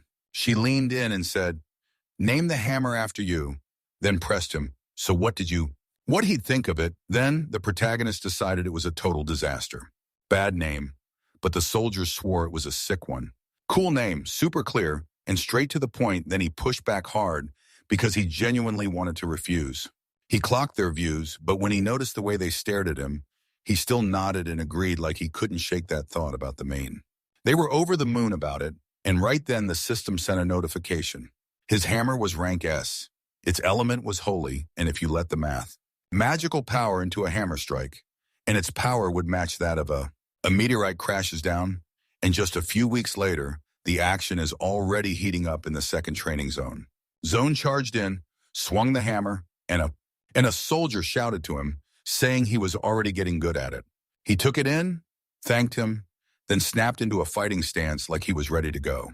He said it was crucial to drop the hammer at exactly the right moment for a strike. He had to stay sharp because after the last one, he was painfully exposed. The strike, he echoed the words, then declared that this wasn't just like a sword, it could do more too. It's the kind of move you use to block and survive, so he has to train his defense. And with every heartbeat, he's dragged back to the past, replaying it over and over, thinking. And then he realized that, at the start of training, his own body wouldn't listen. He could barely move at all. But now he's way stronger and everything's finally under control. He pushed harder, kept drilling like his life depended on it, and the soldier told him, "Don't stop, keep going." MC kept slamming with the hammer, refusing to stop, and fought the relentless foe head on. He figured his years as a blacksmith paid off because nothing helped like the right hammer in his hands. It turned out to roll way easier than he expected, so they called it and took a break. He slumped under the tree and drew in one deep, steady breath. Otaru stepped up and told him, "I really went all in," then added, "I barely have any free time left now." Now, after all that grinding work and relentless training, thanks to him, every single soldier. They're beaming, soaking up every second with him, and honestly, he's just relieved. I'm so glad to hear that he stared right at her and wondered if she still had his doll. She stacked the dolls beside him, then plopped down right next to his side. He looked up at him, and right there he started to think, wait, by the way, if you really stop and think about it, these past days were packed with chaos because without her letter, he has no clue what might have happened to his life, like he just stumbled onto a whole new destiny, a whole new world if everything keeps running just like this. Just then a soldier came sprinting up and blared out that something. Something terrible just went down, and he had a message to deliver, so he called. She stormed forward, found the commander, and barked, "What the hell is going on?" He lunged forward, breathing hard, and swore that steel bears, those special monsters, had been spotted deep in the forest of. Towering stone trees loomed, and yeah, these weren't small fry, they were A-rank monsters. People started grabbing whatever they could, sprinting off in every direction. Then he yelled her name, and she got it asked what kind of monsters they were. Then she blurted it out like it was the last thing she could hide because she hadn't. I haven't even gotten to it yet, so here's the blunt truth, the intelligence and the aggressor. The aggressiveness of these monsters was way beyond ordinary ones. He even admitted it was the first time he'd ever seen something like this. He'd heard rumors about special monsters. She said they were incredibly rare and just obsessed with one thing, tearing people apart whenever they got the chance. They spotted the moment and froze. And that's when worry hit him hard. Then she turned to him, cheeks burning, and confessed she felt awful for asking in the first place. But could he really go with her? He froze in shock at what he heard and couldn't even figure out how to make sense of it. She finally figured out why she needed it then. Moments later, they barreled up to the soldiers, and she blared out like they'd already heard every last word. Steel bears prowled through the forest of stone trees, their metal bodies gleaming as they stalked the shadows. Their whole special move is that steel armor, so you'd better strike the one spot they're not protected. No armor when you wipe them out. You pocket the materials and forge brand new weapons from what you get. Durette grinned and said, "This is a perfect chance. Give him the weapons, and he'll go with them. To see what his training really earned, he'll be thrilled to jump right in and work with them." They rushed to the carts, and she blared out that these monster bodies are built like tanks. Regular attacks barely even scratch them. They're not getting there anytime soon. So remember that fast a few hours later. As the sky started to dim and the night crept in, everything changed. They burst into the forest of stone trees, and Militaire blared a loud warning that they'd split up to hunt the bear, and the soldiers nodded, ready to sprint as the plan took off. Scattered in every direction, she said it was. It was time they had to move, slipping through the darkness like a chase was waiting on the other side of that dark. Deep in the forest, a terrified Kamfa blurted out that something real bad was coming. The next battle felt way more terrifying, and when he spun toward her, he admitted he was nervous too. But chill, nothing was going to happen, because the commander was right there with them. She nodded like that sealed the deal, then spun her gaze around like something was about to jump out. And they chimed in that they were carrying 2 holy weapons too. Her teacher's hammer, then her sword, because this monster won't just scare her, it's about to get cut down. It ignores every hit except holy damage, and the only weapon that can unleash holy power is the weapon he'd forged. That former blacksmith had built weapons from the same materials, but he failed anyway. So that's why there's a bunch of students packed into a long line just to catch a glimpse of the teacher. And with a grin, he said, to beat them, You've got to bring a weapon blessed with a holy element. She nodded along, and Confi laughed that it was great they had that. They finally caught it, then they heard something, snapped their heads toward the source, and followed the noise. He snapped his gaze to the side and spotted a whole pack of goblins bearing down on them. They were absolutely terrified, shrieked at the top of their lungs, and shouted that something was going to devour them. Militar stared them down and snapped that there were 5 of them. Maybe they'd set up a lair in your. Nearby, he snapped into a fighting stance and fired off, "So are you gonna?"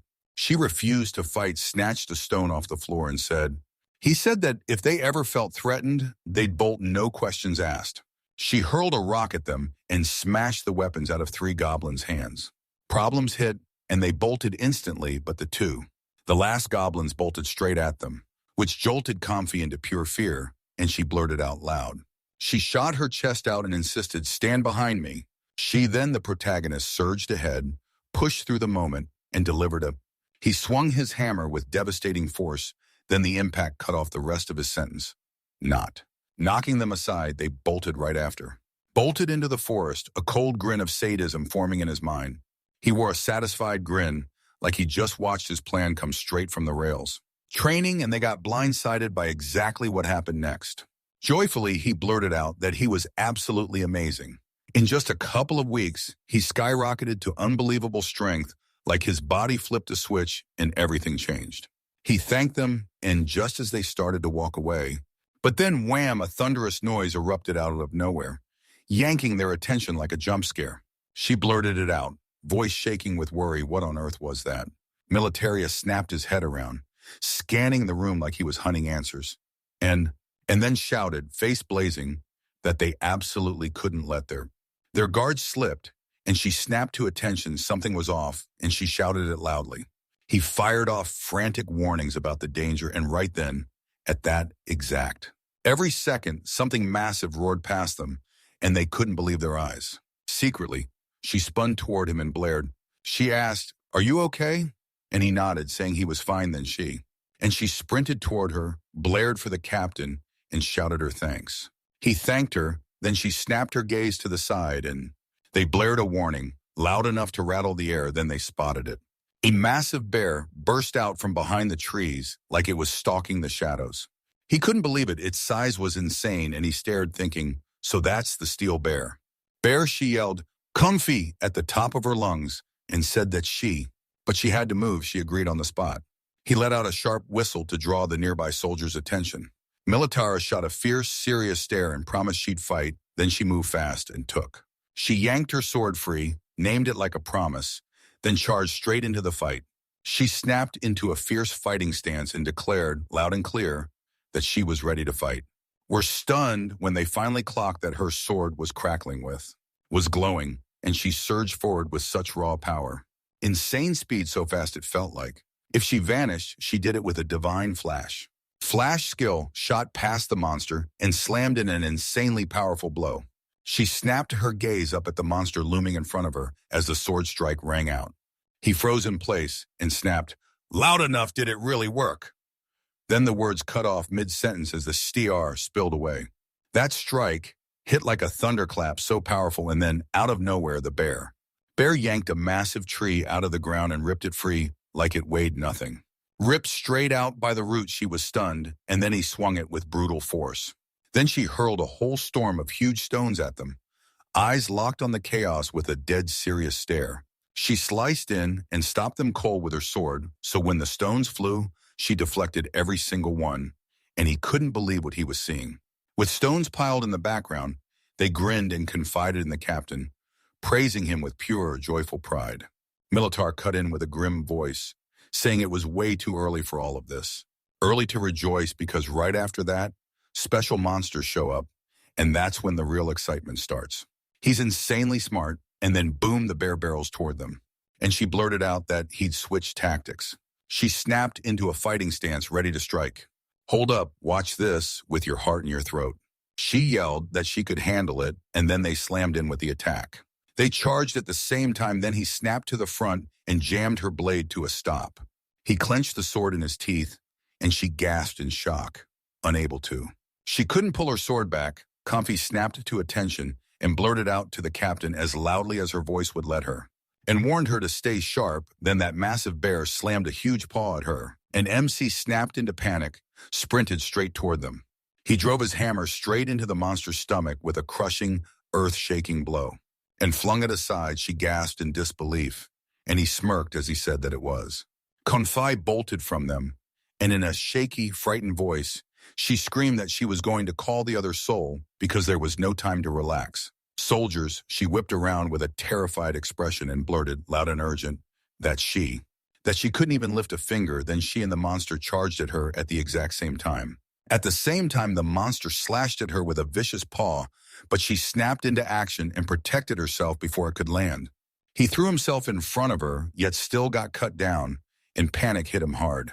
And after the hit, they got tossed across the ground for several brutal meters. She was so panicked she burst out loud, called the captain over, and started apologizing before the words even fully formed. Militaris pushed herself upright even with that injured leg, then snapped that she needed to calm down. Everything didn't feel that terrible. He stared at them with a worried look, and they just sat there staring at the mess thinking, what do we even do now? Because help wasn't showing up anytime soon, so right now he had one brutal job, protect both of them, no exceptions, no or rather. He was forced to do it anyway. Then the bear caught on. She clocked him, and the two of them locked eyes, then just stared back, like the whole world went quiet. Then he realized something tiny and black, like a little light hiding right there, and it caught his eye. That grabbed his attention. He leaned in and thought, wait, is this like with the flow? When he scans the material, does he spot where it's messed up? No, look, it's basically the same kind of material. The monster lashed out with a brutal swipe, smashing one stone after another at him. Every hit meant to stop him cold, and with a hammer in hand, he fought back, and in his mind, he swore these were. They had weak spots, so he hurled his massive paw forward, blasting the air with a savage roar. She stared at it, worry flashing across her face, and then she blurted out for the teacher to come. Duret swung with a razor-sharp focus, and with that serious look locked on, he thought that he'd pour every last drop of his magical power into this hammer, and that's exactly when he dealt a brutal blow. So fast, it barely felt real. A brutal punch landed, then boom, a massive explosion tore through the air and carved a giant crater into the ground. Stunned by what just went down, he couldn't stop asking himself, wait, what the heck just happened? She marched right up to him, called him mentor, and asked if he was okay. He nodded back with a confused voice, I'm fine. And then she leaned in to speak, then started climbing down into the crater, firing. Do you really remember nothing? And she helped him right after. He hauled him up and told him, during your attack, this whole place got swallowed by light.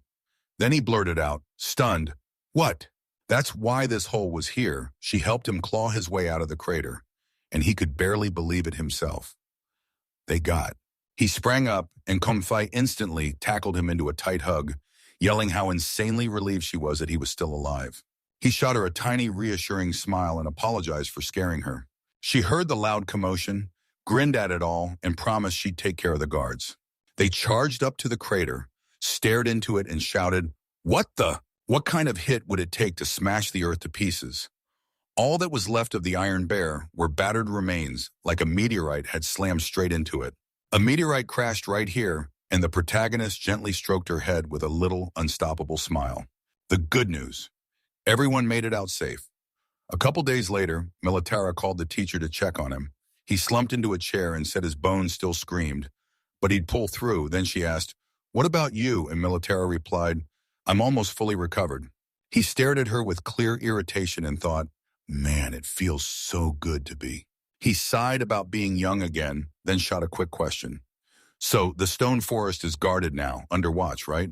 She stared at him like he'd just lost his mind and demanded to know why he chose that. Then he started trembling with pure fear and blurted. She stared, shocked. Wait, was he about to pay them back for wrecking everything in sight?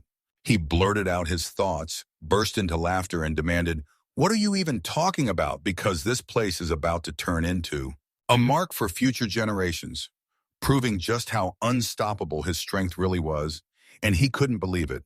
Totally stunned as the truth kept unfolding, and with a bright, happy smile, She revealed that everyone was calling him the Punisher now, while he brooded with pure, miserable rage over the name. He pivoted to a new topic and muttered that it was painfully loud outside, like everyone had stepped into a fighting spirit today. They spilled outside and froze soldiers were training hard, yelling at the top of their lungs that if they wanted to be like the master, they'd need 200 effort from the jump start right at the beginning with 1,000 push-ups. She grinned and said his feet left a mark on everyone that just wouldn't fade. Kunfai was at it too, training his heart out. She clocked them right away, lit up with a warm greeting, and told him how grateful she was for all his hard work. She dialed up the commander and blurted that they were zigzagging across the territory right now, hunting down their goal 10,000. Militaire's smile widened as he hit him with a shocking number of laps, and then he said with a grin that, "Man, that training wiped him out, but it still felt worth it every now and then a little later." Comfey burst back up to them, called out for the commander, and demanded, "Did you already run every lap?" Then she shot back, "No." She leaned in and told them that a guest from the Glossomagic Academy had just arrived. She practically gasped at how sudden it was, and then it hit her that the guest from Glossomagic Academy had arrived. And just like that, a girl showed up, called him by name, and told them they hadn't laid eyes on each other for 15 long years. MC blinked in disbelief and instantly started wondering who even was she. Earlier, after Nana Hikari got expelled, Sitsa stormed down into the basement, dropped to her knees, and the mirror creature snapped that she was an agent, then demanded how the plan was going, only for her to admit it had already blown up. Durette, a master blacksmith, rose to become the one and only smith for Gloss's army. One miss, and there was no mercy. Unacceptable, she spit out her regret, but the truth hit hard. She wasn't just a person, she was a crucial pawn, and they meant to use her to make it happen. Give her another chance. She thanked him for the kindness, and the creature vanished from the mirror, warning her not to squander the miracle. Right now, he blurted out, totally confused, "Who are you?" Her fuse lit instantly, pure rage, yet she flashed a smile and called. She called out to him and told him her name was Izu. He froze in shock, suddenly remembered and blurted out. She said, "We've played together forever." And a bright smile hit her face as she happily took his hand and agreed. She read it and practically blurted, "I'm so happy to meet you."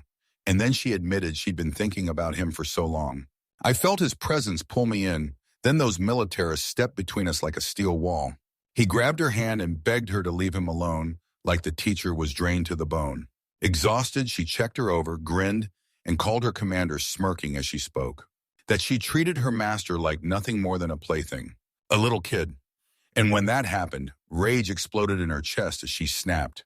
Said she'd been sitting on a single question: when were they finally going to settle the score with her? The moment finally hit and suddenly nerves started clawing at his chest as he asked them to cool off. So what in the world just set her off? She brought her straight to him, and before he could even react, she walked up like she'd never forgotten, then blurted out that she needed his advice. Right then, a man stormed up to them, blasted her name, Supreme Master, and roared, "Who the hell is this?" So she spun toward him, snapped deputy, and told him this guy was the chief blacksmith of the Gloss army. He froze in confusion, then said he was just happy to finally meet him. He barked, furious and loud, calling it a filthy lie, and then he stared in disbelief. A scruffy old man is the head blacksmith. She made it sound downright ridiculous, then told him to stop swinging personal jabs with a sneaky grin. He challenged her like, "So you're really brave enough to contradict me?" And once he got back, he promised they'd settle it with a private talk. The military officer shot him a disgusted look, snapped him over, and ordered him to retract his words. Right now, she even swore his skills were undeniable. He practically beamed, saluted, and called her commander, then gushed that she looked stunning today, just like always, and that he was. She was glad to see him today. Then the protagonist shot him a look full of disgust, thinking, who is this filthy old man? Does he not realize how he looks from the outside? Sinon stormed over, shouted his name in a pissed-off tone, swore he followed every order, and still, the tools broke anyway. Everyone snapped their heads toward him, and Senji immediately threw himself into an apology saying he made everything that happened. He locked his tools down tight, but he never had time to finish because Basha stormed up to them, pointed at the blonde guy, and said his name. Then the blonde snapped around and asked what he needed, and Baha grinned and said he was. He couldn't wrap his head around it. This unbelievably amazing guy was actually sitting out here in the wild. Everyone was stunned to the core, and he burst out asking what he'd say next. So tell me, would he actually want to work under him as his special instructor? Sanan's eyes went wide at the offer. She tossed the broken hand aside in pure disbelief. He slammed the hammer and shouted that he was a genius from the day he was born. Then he stood up right next. They leaned in and told Izu they needed to head back to school and get every form filled out, paperwork and all, and Izu looked genuinely worried. Worried, she called him over and begged him to wait, and when he answered, he promised that on his return, he'd be waiting for her in his room. Then he signed in, wore an arrogant grin, boomed MC's name, and declared that this was the gap between their abilities. And with no choice left, he just swallowed the truth, and right after that, the two of them vanished in a teleport flash. And those who managed to stick around headed straight for the army base's meeting room. Glossa, the three of them dropped into their seats at the table, and he leaned in, saying it had to be brutally hard. Dealing with a deputy like that drains her. She looks exhausted. He fired back that he was right, then quickly apologized for the whole commotion, and that's when he decided to. He snapped the topic to something else and asked, "By the way, she's been appointed Supreme Master, right? She should be proud of that." She grinned with pure joy, saying she pulled this off only because of the staff he had put in. He was totally thrown off because he couldn't even remember it, and then she called for the staff and told him to check it out, so he grabbed her staff. The staff and the system declared it this wasn't just any wizard, it was the staff of the legendary great mage Diavondo, rank S. He stares at the light attribute, stunned. "I don't remember making a staff like this," but she snaps back that he forged it for her just like that, long ago, and yeah, the staff had been upgraded a ton, but he still couldn't shake the question in his chest, how could they call it his creation? He stared at the finished creation, stunned by every brutal change they jammed into it, then snapped the staff back into his hands. He leaned in and asked what she wanted to talk about. She answered that, right now, the academy was running lessons on the holy attribute, so she seized her shot and won. She finally worked up the courage to ask him to forge staves with the holy attribute, and he just smirked like, "Yeah, I can definitely help you with that." She thanked him for it, and Militara leaned in, admitting she wanted to study the holy thing too. Right now, she had no urgent mess to deal with, so could she just watch how the lessons were rolling? Izu nodded and told her they'd head straight for the academy after that. Right now, he snapped an apology, said he had to grab his hammer, and once he finally collected everything, he stood right beside me. And she fired off that instant teleportation spell. Bam, they got whisked straight to the academies. In the academy's garden, she stepped forward and shouted, "Welcome to the Glosso Magic Academy." They were completely blown away by how stunning this place was. She lit up and told them, "First things first, we greet the director." He arrived at the office, and the girl greeted him with a bright smile, telling him she was thrilled to finally meet him. Elena Glossa ran the school, and when Militara finally caught sight of her, she blurted out that they hadn't seen each other in ages, then greeted her with a warm smile, calling her by name and admitting how relieved she was to find her in perfect health. Dara leaned in, introduced himself, and told her right then that meeting her was a dream come true. She stared him down and said, "I heard you forged a staff with a holy attribute." Then her eyes sharpened. She's praying he'll step in and help her students crack their holy attribute research. Izu shot her finger at her and blurted that the director was Her Majesty's right there in front of everyone. He blinked in shock at how identical they looked and was seconds away from blurting something out. But she claims she's gentle with anyone who does their job right and ruthless toward the ones who slack off. She couldn't wait to see what his hard work turned into. They stormed out of the office, and he was shaking with fear after that meeting, while Izu promised she'd introduce them to the students next. Right then, Bae burst in on the scene, shouting for them and telling her, "I told you I'd be waiting in my room when I got back." So why did she drag that misunderstanding along? She had to get something off her chest.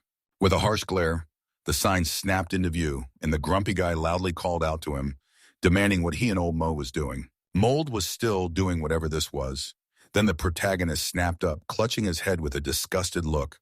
His head felt like it was about to split wide open, then Baya snatched her hand, and she let out a scream that shook the whole place.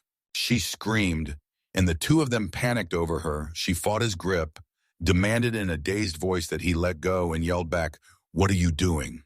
He leaned in close with a chilling voice, demanded what was wrong with her. "Supreme Master, are you resisting me?" He snapped with rage, yanked his hand back, and blurted out that he didn't care just because he was the deputy didn't mean anything. It had no right to make him act like this. Rage surged in him, and he blurted out the question loudly, indignant to the core. "What kind of barbarity is this? He's one of Gloss Academy's top sages, so why isn't he ashamed?" He snapped in pure dissatisfaction, like he's about to stop this right now. "So he's really going to stop doing everything she doesn't like, huh?" He said it with a worried voice, like he finally understood it all. "He needs to stop dragging him already." He sprinted down the corridor, flashed a smirk, and signed off by saying he was advising him to let it go. Beat it before it's too late, he sprinted down the corridor and blared that he needed to take his advice right now. The moment they stepped out, Militara's worry hit like a wave. With a worried look, he asked how she was feeling, and the MC, just as shaken, told her they had to urgently tell her something right now. "Tell the director everything." She'll tell her every detail they saw, and she'll back them up. On the side, Izu fumbled to cover her irritation, then blurted out and told them she was deeply grateful. But she was okay. She'd already adapted. She was used to it. Both of them were totally thrown off by it, and she immediately switched it over and flashed a cheerful grin as he said it. She promised she'd introduce them to the students, certain they'd win everyone over. They were in that classroom, and they had no choice but to follow her once they got there. She turned to the students and started telling them how she'd asked. She demanded their attention, then pushed them toward the one person she'd been dying to show her staff's creator, and when she introduced him, he just started talking. He greeted them, and the students fired off one question. "Did you build the teacher staff?" Because he looked ancient and rough around the edges. He felt totally thrown off, then convinced himself he agreed with them completely, until she said this gentleman had forged countless sacred weapons, including. And he even forged the hammer he wields himself, then turned around and crafted the general's sword for the guy leading the Gloss army. Militara stepped forward and flashed the evidence. She lifted her glowing sword and flashed a satisfied grin. Smile, the whole class gasped, then one student shot her hand up. She grabbed her hand, then shot up and told the teacher, "I really want to see it with my own eyes, how the weapon gets built so they can finally wrap their heads around it." And Izu's like, "Yeah, I'm in," agreeing with her and calling out, "You're not going to mind, right? We've got a forge and the materials here." She barely got the words out before he nodded and said, "Yeah, since we've got a magic school right here." Then he steps in to forge a staff. His words hit the students like fireworks, and joy spreads through them fast. At the same time, back in his office, that loud-mouthed insult left him seething. He couldn't forgive the disrespect, and he snapped back loud and clear. They demanded, "How dare he leave a wound on his hand?" And she shot back, "How could I not accept it?" Simon stood right beside him and leaned in, asking what he wanted right off his invitation. He demanded what he wanted him to do, and when he finally remembered him, surprise hit hard, so he told him, "For now, I want you to do it." He didn't have to lift a finger. He just nodded with that smug little smile, like he already knew he'd win. So he asked, "Then can you get me a change of clothes?" and demanded he make sure they were his favorite brand, because there was no way he was walking around in anything else. A luxury creation, but where is he supposed to sleep tonight? He swung his gaze back at him, totally baffled, like he didn't just miss something big. Then he said he promised he'd handle the laundry himself and said he could crash in the dorm's special guest room. With a smug grin and total satisfaction, he declared it was perfect, exactly the treatment he knew he deserved. Even so, he still barely slipped on the moments he could have spent with the horses. But for now, everything's good. He's forging fresh connections, and that's what matters most. Baya grinned, totally pleased, and said it was right. And he couldn't believe he got the chance to meet him, like his whole world had just opened up. Eigen burst into the office, grabbed his attention, and told him he looked like he was in the best mood ever. He reached out to her with a bright, cheerful voice, promising, "We're just waiting on you," then introduced her like, "This is my secretary." She bowed, and Sinon blurted out a shocked compliment about her beauty, and with a sly grin, he thought to himself, yeah, only the school still had no clue. He had two big reasons for hiring her, she said, the ones who still couldn't. Totally missing his greatness, they were dead wrong because he just happily agreed. He nodded, agreeing, and said it was exactly what he'd expect from her. Then he figured she finally saw his value and proved she was sharp enough to match it. Smart, beautiful, his dream girl. He nearly burst with the urge to hug her, even called her into the bedroom, but she sidestepped him and told him to wait. Once this was over, she promised she'd give her whole body to him. Every second of waiting would crank up the payoff. He started backing away with a satisfied grin, and he told them, "All right then, you'll have to deal with it." "Deal with him fast," she bowed and said, like always. He'd clocked the whole truth in a flash, and this time, there's one more thing tied to that incident.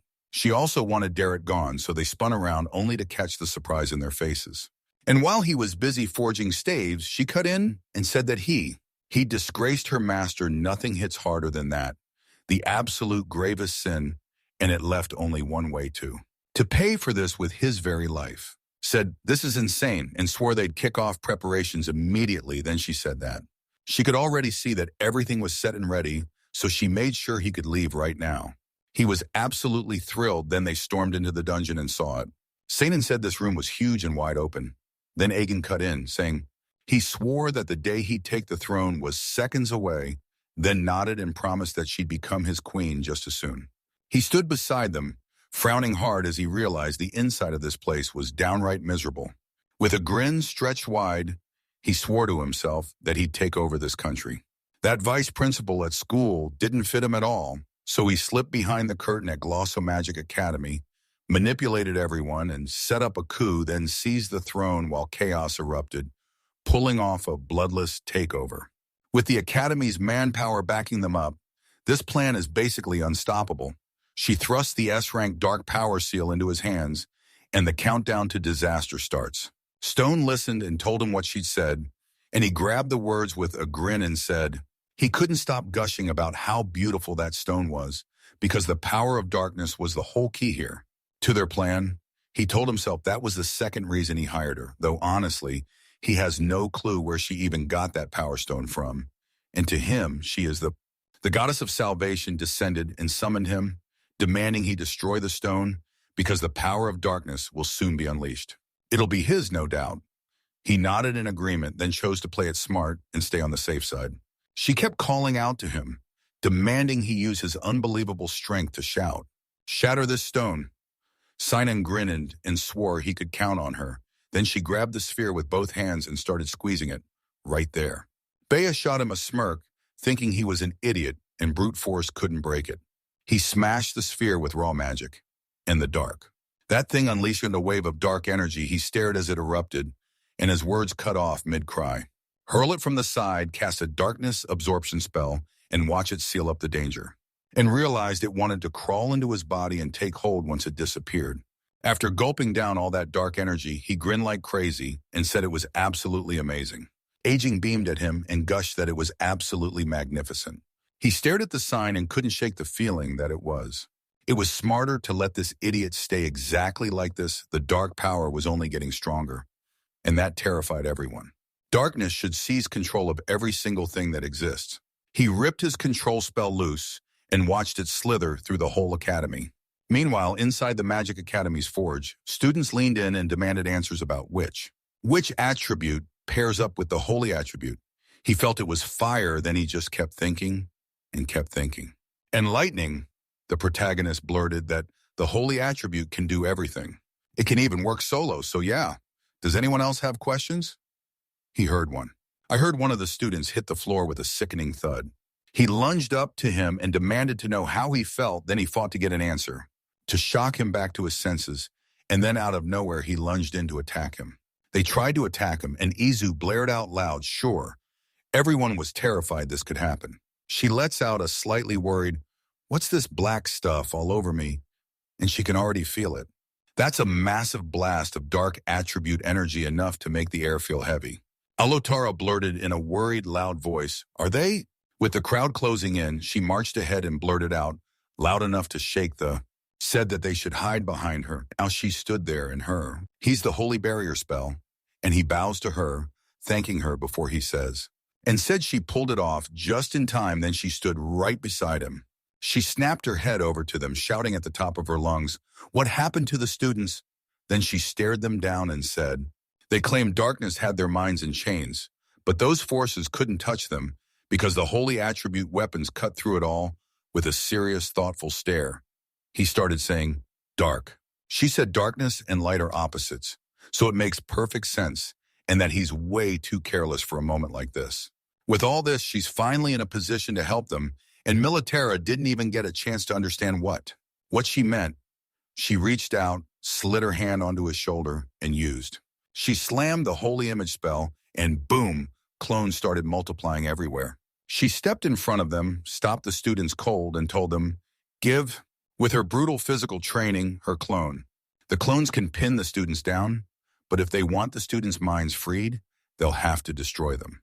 The true source of that dark energy, she cast a light-seeking spell that swept the entire area, leaving nothing in the dark. She locked onto the whole academy with pure focus, cast the spell with everything she had, and blurted out that she couldn't do a thing because some unseen force was choking her magic. MC said, "We'll hunt like normal from here." Then they sprinted. Racing down the corridor, Izu admitted because her weakness was crushing her, she couldn't help them at all. Anyway, he turned to her and told her it wasn't her fault, while Military peeked around the corner, Sassanam pressed against the wall. And he quietly said it felt like the black magic wasn't even touching him. At least, she couldn't sense any dark power on him. Dark energy crawled in the air, and he leaned in, whispering, "What's he doing up against that wall?" She mirrored it at him, whispering right back, "What's he doing up against that wall? Is he rushing food to someone the exact one they're chasing?" Then they spot the passage vanished into the wall, then immediately crept closer until they were right up to it.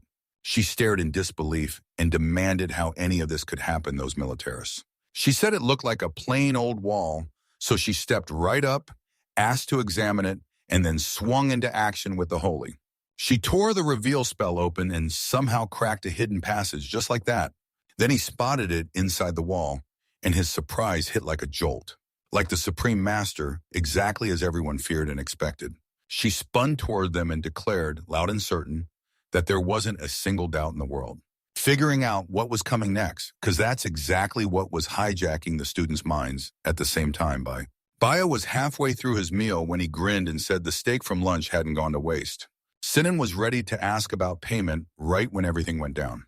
They surged right up to them and blared out that Izu demanded they all freeze dead in their tracks, and you could tell from the look on his face, judging by with that dark energy and control, was it him, pulling the strings in the students' minds. Militara stormed up to the vice principal and demanded he let the innocent students go right now, then whipped around with a look full of pure displeasure. "Please look him as an idiot," then roared out loud, demanding to know why he totally missed the fact that someone was tailing him, and rage surged through his chest as he blurted out loud that he actually showed up with food for him, and that lit a whole new fire of rage in his chest. Then he hissed, used the darkness arrow spell, and charged into the attack. She got the hacked hit on him, and even in that chaos, she snapped into action, bolted up to him, and kicked him out of the attack. He snapped in disgust, calling him a useless idiot, and they insisted that he had. He found nowhere left to run, so he had to surrender. Right then and there, rage surged again, and he started to. He clenched his focus, poured black energy over his head, and shouted at the top of his lungs that he'd seize control of this country, and he'd do it by swallowing the darkness with golem. He slammed out the summoning spell and blared that these were special golems, so no one was getting past them that easily. The moment they stepped into his place, they got wiped out. Militaries fixed them with a grim look and started to say, her blade could slice through anything, then she whipped it out and struck with a lightning flash speed, cutting the air as the next move blurred in. She cast her spell, then drove a brutal strike with her sword straight into the monsters. Durette's face lit up with joy, and Izu came barreling in, shouting at him, "Look at this!" The golems started rising, powered by the sinister black. Black energy surged, and Baya barked a laugh, saying, "I told you. No way nobody could beat them that easily, and his kids were getting stronger fast just because of it. Dark magic, nothing they threw at her could scratch her." And she snapped. She said with super. He couldn't believe it. These weren't just mindless golems. They actually crawled back up even after getting hit. He froze in place. What a mess. Then he stared at it like it was about to reveal a secret and swore he spotted that same dark black gleam again, just like in that FK. In the fight with the Iron Bear, he blared out, shouting he leaned in and told the two of them, "Go for the golem's eyes." He clicked his tongue, eyes blazing with worry, and they sprinted off in opposite directions, trading loud, excited nods like they'd just cracked the plan. Agreeing with him, he snapped his hand up loudly like he was claiming the moment. He roared for his children and demanded they kill them. Girls unleash their skills and spells, and no kidding, they keep pushing until the next part of the story drops. He tore through the monsters in that room with a devastating blast, wiping them all out. Attacks. The protagonist bolted straight for the last goal. Golem roared that it was his turn now, and then he slammed into the monster with a brutal hit. He smashed the monster's leg with his hammer to drop it, then sprang up and hammered it right in the head straight to the golems crumbled way too easily, and it shocked him so hard he blurted out, "What?" He wore a confused look. So how the heck did they pull it off? They stared at him with dead serious eyes. They stared with stone-cold seriousness and told him to quit, because it would. That's the only way it could have ended, because his big dreams spelled his doom, and he clutched his head like it was splitting. His head snapped side to side as he blurted, "No, this can't be him. It can't be the vice principal of a magic academy. Of all things, his hard-earned achievements would all vanish because of some idiots." He'd never fold to scum like that. The next second, his body was already in motion. Black energy slammed even harder, and his body started to chain itself up. A crazy change hit, then a horn and wings erupted into view, and he realized those sharp claws were right there. Claws surged with power as he blurted, "This is unbelievable." And then he felt that raw strength roar through his body. He stared at the chaos in shock, then blurted, "Wait, what in the world is happening?" Izu revealed that the vice principal had already fallen to dark magic. Then he channeled the magic, and the power twisted him into a half-demon. I stared at them with a wild grin and told them, "Now no. No one could stop him." He launched upward and declared that this country, no, the entire world, would crumble at his feet. She saw his feet tense up, then he was about to lunge at them, so she blared a warning about the danger before it hit. The danger militar immediately. He planted himself in front of them and slammed her sword into his claw attack to stop it cold. Right after that, she unleashed the skill boom. Heaven's speed was how he swallowed the sky then. Boom, it hit the air like a delivered shockwave, swallows flight. Diverdum. With a flurry of quick strikes, he slammed him back and shoved him away. She seized the opening, snapped her staff toward him, and unleashed the holy strike spell. She unleashed a brutal surge of energy, drove it straight into him, and then hurled him away. He slammed him into the wall, and they were already praying that it would. That somehow they pulled through until, out of nowhere, everything changed. For them, he snapped to his feet and stared straight at He hit them with a smug smirk, and they snapped back shocked like they couldn't believe it. He demanded an explanation for why holy magic wouldn't work on him, then smirked with pure, arrogant confidence. Look, it was simple. His magic absolutely crushed the power of. And that's it. Every weapon drops, leaving them with nothing but this final move. Around him, everything flared again, and he screamed at the top of his lungs. Izu stared at it and yelled, "And there it goes. Another horn is starting up." The marks started creeping up his left side because if it keeps spreading, he'll never claw his way back to being human. He'll turn into a demon. Militar bellowed that he could wreck this academy beyond repair, screaming that they had to stop him before he went all the way too far. He shouted that it didn't matter at all whether they could keep him alive or not, and the MC's stomach dropped. He was terrified, thinking that. Turns out, he couldn't stand the deputy. This guy was a straight-up manipulator, rude through and through. So many people got crushed by what he brought, but he's fighting to stop it from turning into a full-on demon because he's still human, and even with everything stacked against him, as long as he's still standing, he can always restart, so he refuses to end it all. With a burst of volume, he shouted her name over and over, and then he said he had to save the deputy, and everyone blinked in shock like, "That's so you." And she nodded right along. Agreed, then they have to save him. One massive strike should be enough to shut the transformation down. Their death was screamed for so loudly that even she couldn't ignore the chaos. She blared, "Surround him right now." She would lunge to pin him down while the others closed in. He bolted in every direction like the world was on fire. And he blurted out a loud, excited yes right along with her she'd used.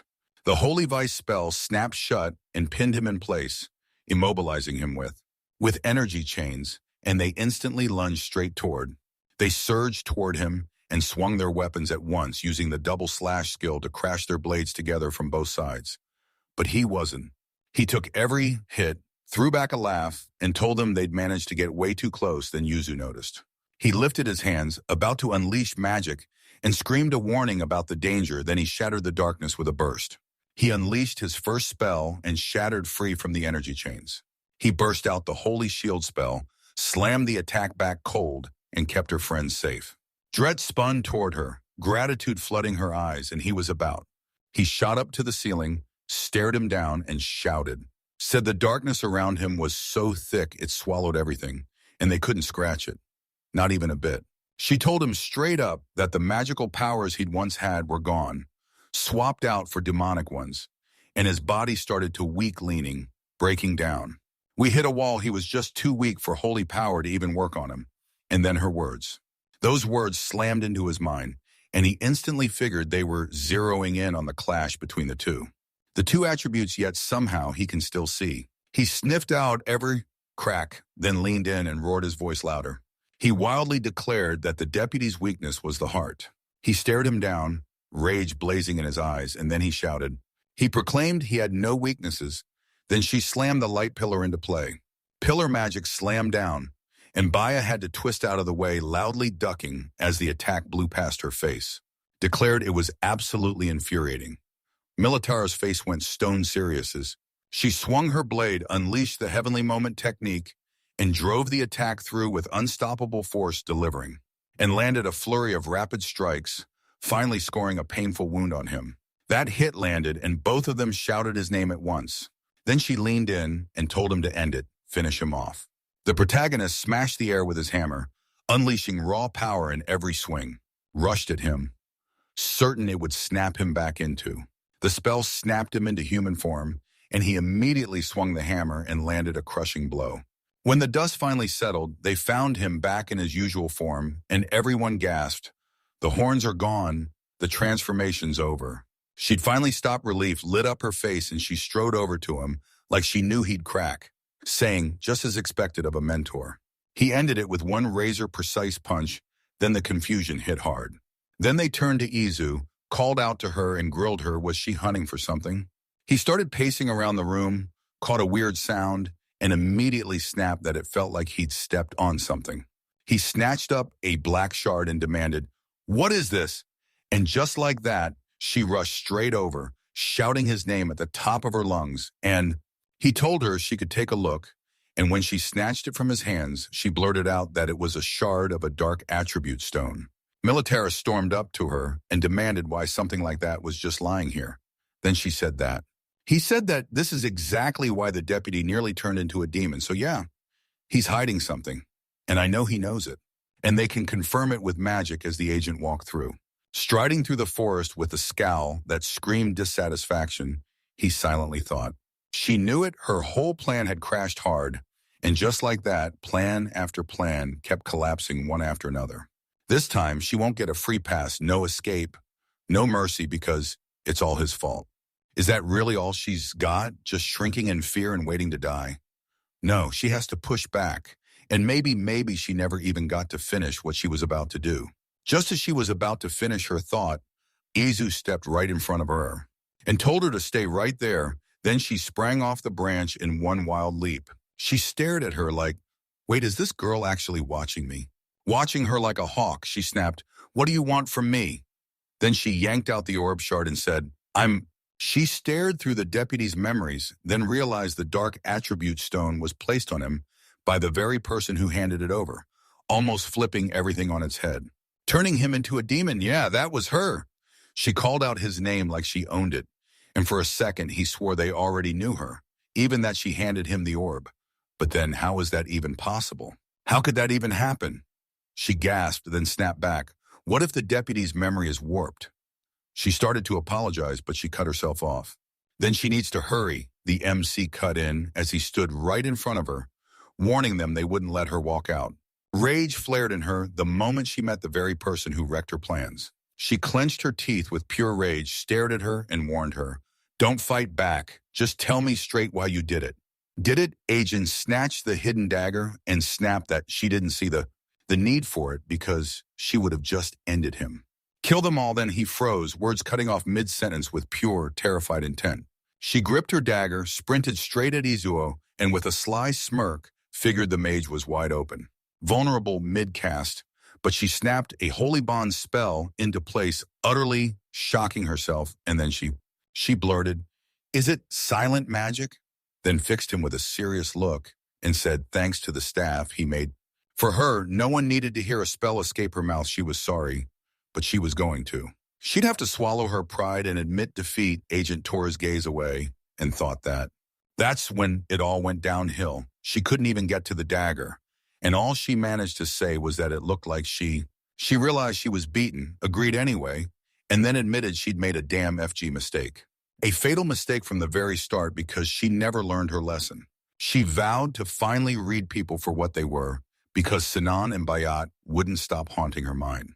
And he realized she was right because who in their right mind would hand something like that to a bunch of idiots, she said loudly with a mad grin, and the truth once it gathers spills out like wildfire, making the whole world stop and listen. Time keeps rolling forever once they're unleashed. You can't stop them, not even if you try, someday. A while later, when a huge crowd finally packed in at the royal palace, Elena turned and shouted, "Duret!" Brett stood right in front of her and told her, face to face, that she was personally grateful too. He bows in front of him to thank him for rescuing her students from evil forces, because he doesn't just forge holy attribute weapons, he also creates. And it doesn't just have the power, it knows how to wield it, with a stare that pierces right through you.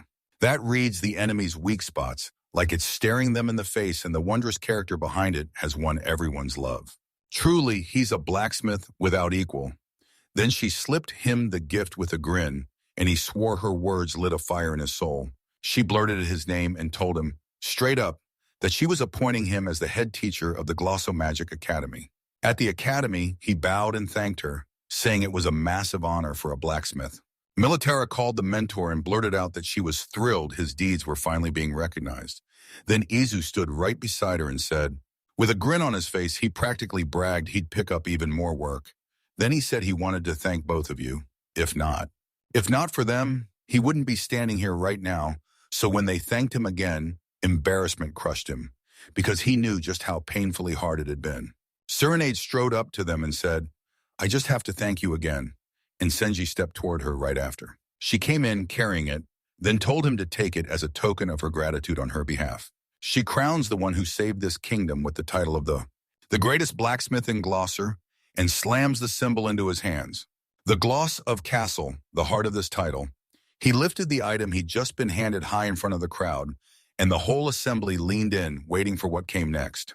They burst into loud, joyful cheers, and the students yelled his name back to him. He thanked him for saving them, and told him he'd want to be just like him. When he got older, he became the kind of role model people love. Everyone young and old heard her say it. Tonight, we're throwing a feast at the palace in your honor. Elena walked up to her, called out to her highness, and when they both nodded, she told her that they'd be happy to come. She told me to count on her right after that. She sprinted into the basement, where the hostages were trapped, and said someone could clearly use a good flogging, then trailed off, her hind. With Highness's blessing, she was tasked straight up to carry out the punishment herself. She couldn't wrap her head around it. How could people so insignificant be inside her academy? And then, on top of that, about his second. This report names a woman as secretary again and claims she's part of the Assembly of Truth. Bio froze when that name hit his ears, and suddenly it all clicked. Now he understood exactly where she pulled that darkness from. Ms. Stones looked me in the eye and said, it's like I'm the one laying the groundwork for the demon invasion. So in the chaos sweeping the country, he didn't just stand by, he became a direct accomplice in what she did, and then he bolted. She sprinted in pure terror as she cracked her whip into the ground. Then she shouted for Sinan and said that. Normally, execution would have caught him the instant the moment hit. The second he shattered Amatsurugi, he threw Her Majesty's mercy aside and grinned as he rushed to help him. He's thrown the academy and the whole kingdom into mortal danger, and now they can't afford to ignore his wild schemes anymore. He blared out the former vice principal's name and shouted that it was all because he'd been tricked. When that man offered it, she nodded and agreed, and that one yes lit a spark of hope in his chest. But she finally told him, "Now I'm going to explain your punishment, Bias." And the air turned cold. She throws him into prison and then orders him to sweat through his sentence with brutal hard labor in the underground mines. The knights grabbed the former deputy and started hauling her away, and he blurted for her to stop swearing, loud and trembling, that he'd never do evil again. All she wanted was one thing: to be let go, but she wouldn't even listen. And with a sharp, displeased look, she said that if he really felt sorry, he would have kicked off their talk with an apology, not that dead, staring silence. And she could only hope real remorse finally found him. Even in solitary confinement, Sinan broke the silence. She shouted for the director, voice shaking, insisting, "I'm a victim, not a criminal." Criminal? So why was she slamming him with this punishment? Elena stared him down like it was undeniable he'd messed up.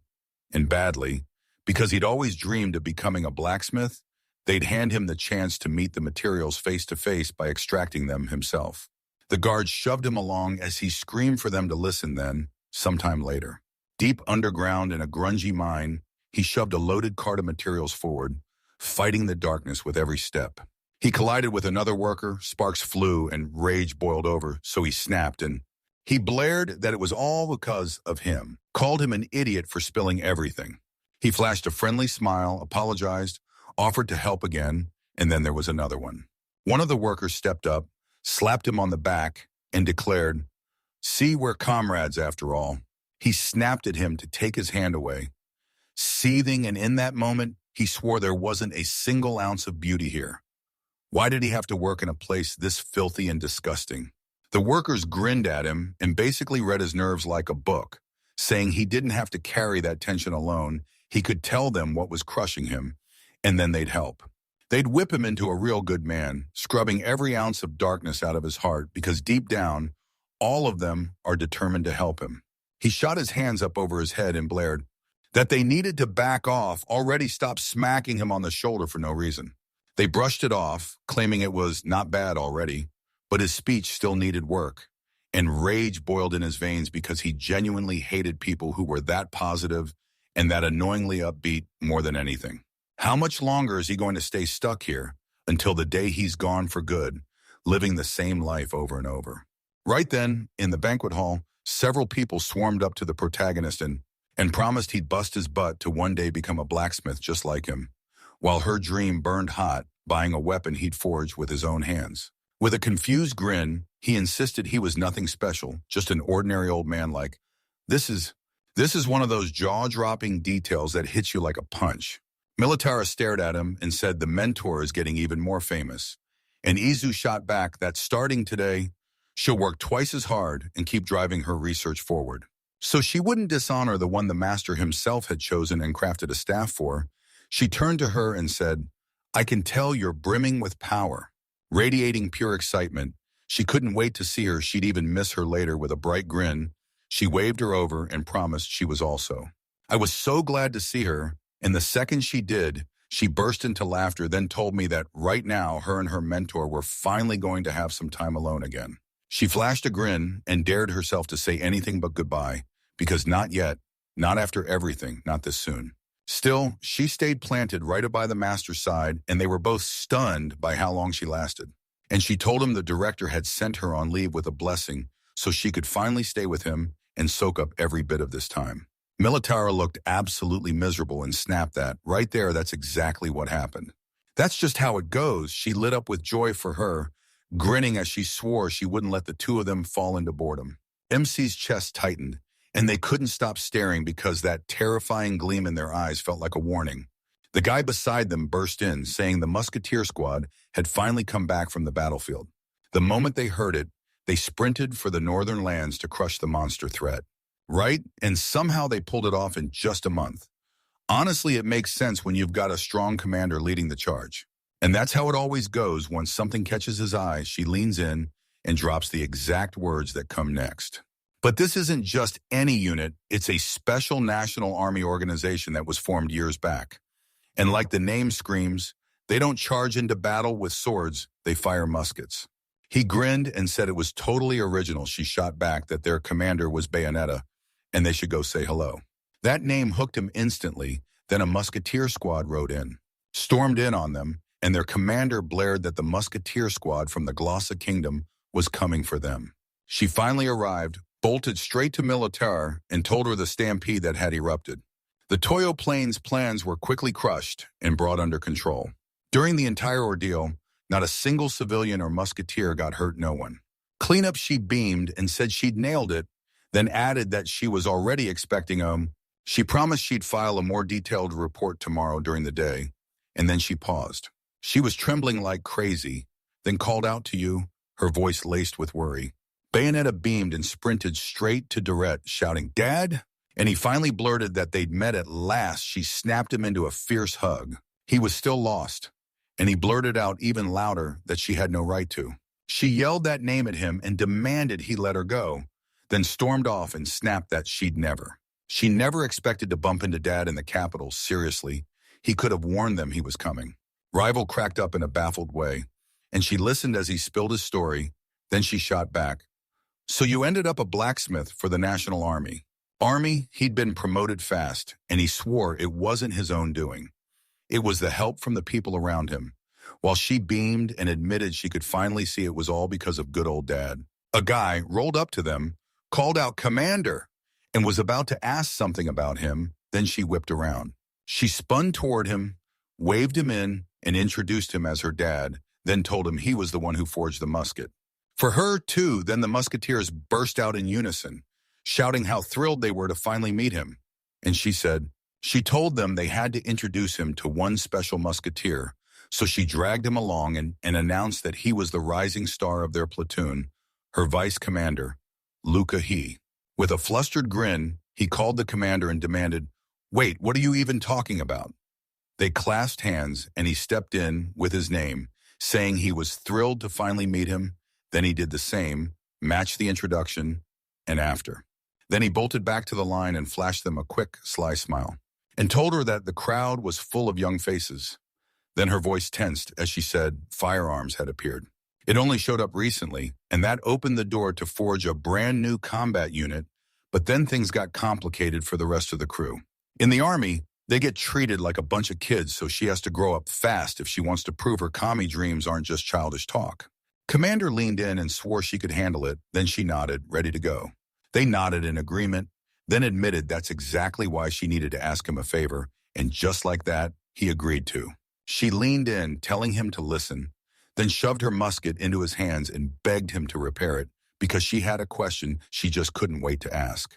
The divine condescension, yeah, only he could touch that. He snatched it up, and the system blared the divine condescension, musket, true fall, S rank, light attribute. You stared at her in shock and blurted, "Wait, did you mean to say he actually built this weapon?" With a bright, joyful grin, she said it pulled her straight back like an ordinary toy had grown into the real thing. Weapon. Nothing less was expected of him.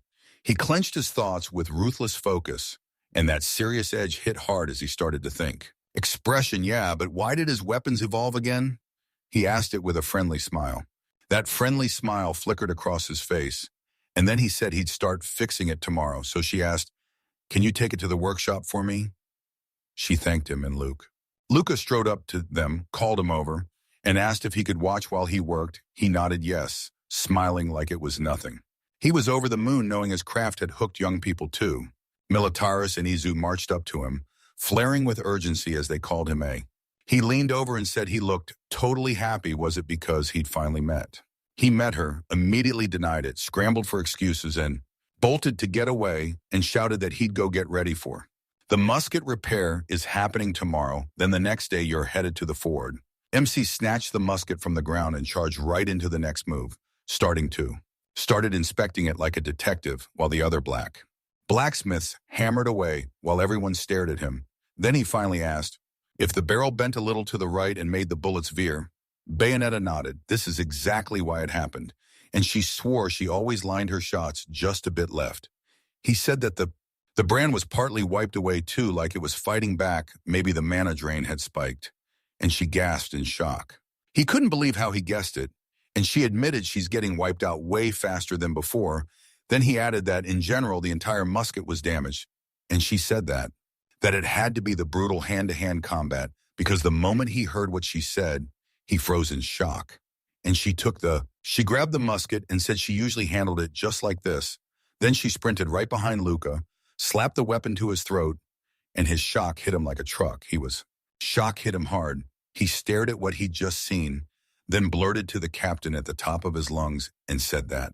She snapped back, "Don't startle him like that." Then she whirled around and demanded, "What are you even talking about?" He barely even got a chance to panic. She just pointed out, "Even muskets are heavy." Then she trailed off. Darrett told her that if she could make her aura much lighter, she'd move like lightning then, the moment he wrapped up the true fall, he turned around and started upgrading the muskets for everyone else too. The musketeers burst into joy at the news, and Bayonetta flashed a grin so bright it felt like thanks in pure motion. Right after that, she dashed off to grab materials, and Luca fixed his eyes on him like he was waiting to pounce. In dead silence, the moment the right materials finally reached him. Then he tore into the musket, yanking off the muzzle and leaning in close, peering in. Inside, he scrubbed the muzzle clean with a rag, working it like he meant business, and then rip off the last tiny piece. He sank a brush into that deep, shadowy color, then hesitated, like the next stroke could change everything. Saturation water rank B, attribute water, the description's all about its power to stay locked in and hit hard. Description, it cuts through everything with insane penetration, and it's especially. It drives deep into wood, restoring its damaged bones and turning weak spots strong again. He took a careful swipe and cleaned the weapon's butt with that very rag. He hauled in the water and set up all the gear for the next mission. He dropped the musket's muzzle into the roaring fire, and then he started to gently. And then he carefully hammers it into place until it lines up perfectly. He stared at it to double check, then snatched a bit of C. That C-rank non-attribute lubricating oil, clean, smooth, and built for the job. It slashes the friction between metals, too, and it also boosts the conductivity of magical power. Power surged through his hands, and he smeared it onto the blade to make it slide like a dream. He clenched it tight and wiped every trace clean, then he snapped into motion, ready to start. He dove into building the brand and pushed his strategy with A ranking. Rank abrasive, non-attribute particles based on this. These magical particles cling to the surface powered by sheer spell force. Power poured into it, and with steady polishing, that coating slowly began to shine. It powers up bit by bit. Now you wipe the musket one last time. Time after which she stormed back and handed back every. He talked about the missing pieces and swore the repair was done. Then he handed it. She tossed her thanks to Bayonetta and praised him, saying he was just as quick as always. Then he went on to say that the serious repairs wrapped up, and she took it from there fully on it. Very carefully, she grinned with pure joy and said, "This is it." This was the weapon her father forged just for her, and she treated it like a vow, cleaning and caring for it every single day without fail. With a bright, joyful grin, he said this was the blacksmith's dream, his absolute best reward. Smith, she spun toward her SWAD crew and demanded whether they were going to test it. They shot off right away, agreed instantly. Then they headed down the street, and he finally said, "Aye." He couldn't believe a shooting range was right here. Then she slid up beside him and insisted it was right nearby. Then a bunch of young soldiers spotted them, waved him over, and grilled him on why they were all here together. Militara snapped her gaze to them and announced the musketeer captain's test firing was about to start now so were they really going to miss it. They can't stop gushing. "You've got to watch this," they say, super excited because they're dying to see it. The protagonist said, "Let's all go together," and the soldiers immediately fell in behind them. They stared at them and flat out said they'd never, ever seen a gunfire before. Man, that uniform was unreal. He'd never seen one that close before. Not like this. Close by, Luca trailed behind the squad, his face tight with displeasure as he silently stared ahead, and spun around. Then his eyes locked onto two souls. Soldiers watching them from the side muttered that today's youth were so relaxed it was almost unreal. This is that legendary musketeer crew, except it's packed with kids, and it's tiny, like a short-handed squad built for big trouble. But they throw an insane amount of money around. Seriously, I'm begging the higher-ups to step in, because this is getting ridiculous. They don't need if they're going to run that bird shooting squad anyway, they might as well jack up their salaries by that same amount. He walked in on their talk about how they wanted to live in luxury, and rage hit him so hard he could barely breathe. When they finally rolled up to the shooting range, Netta stood in the right spot and shot back. Is this the F-King? So this is the first shootout since the repairs, huh? She locked in her aim and started targeting. And he promised that now she would absolutely land the blow. Everyone beamed at her, and MC couldn't help but feel just a little lost in the warmth. A little nervous about it, then she let it fly, firing her. She snapped her musket up, and the bullet tore through the air at breakneck speed. She shot toward the farthest target, and then it exploded, wiped out by her. With her shot, and the soldier who froze in shock. Soldiers swore that the shooting lasted was shorter than before the repairs, pure shock in every step, with insane power and ruthless killing force. That power is insanely bigger than anything a sword could ever touch. A never-ending nightmare getting it to reach where it needs to go, and yeah, even a gun can run dry and run out of ammo. That's not true. Ammo isn't some helpless trash in close combat. A squad of musketeers absolutely crushes people in close combat, yeah. And get this, G, however. Feels like the world finally chills out the second I've got a sword in my hand, huh? Yeah, having a master blacksmith on this job feels like a boost to the soul, and he couldn't stop himself from thinking, finally, with that. That tense little smile said, try harder for all of them. Even that was inspiring. Militaire slapped his hands together, summoned the soldiers, and declared the moment had come. Time to drag themselves back into training. Then the soldier left, and he looked straight at him.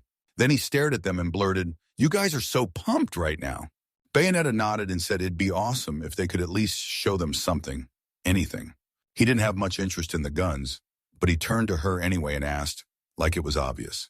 Looks smooth, doesn't it? She shot back. So how? She smiled like everything was perfect, so what could possibly go wrong? Her weapon was a monster.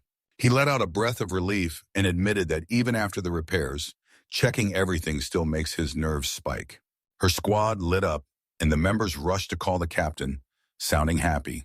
Voices cheered that everything was finally fixed seriously. Just imagine it.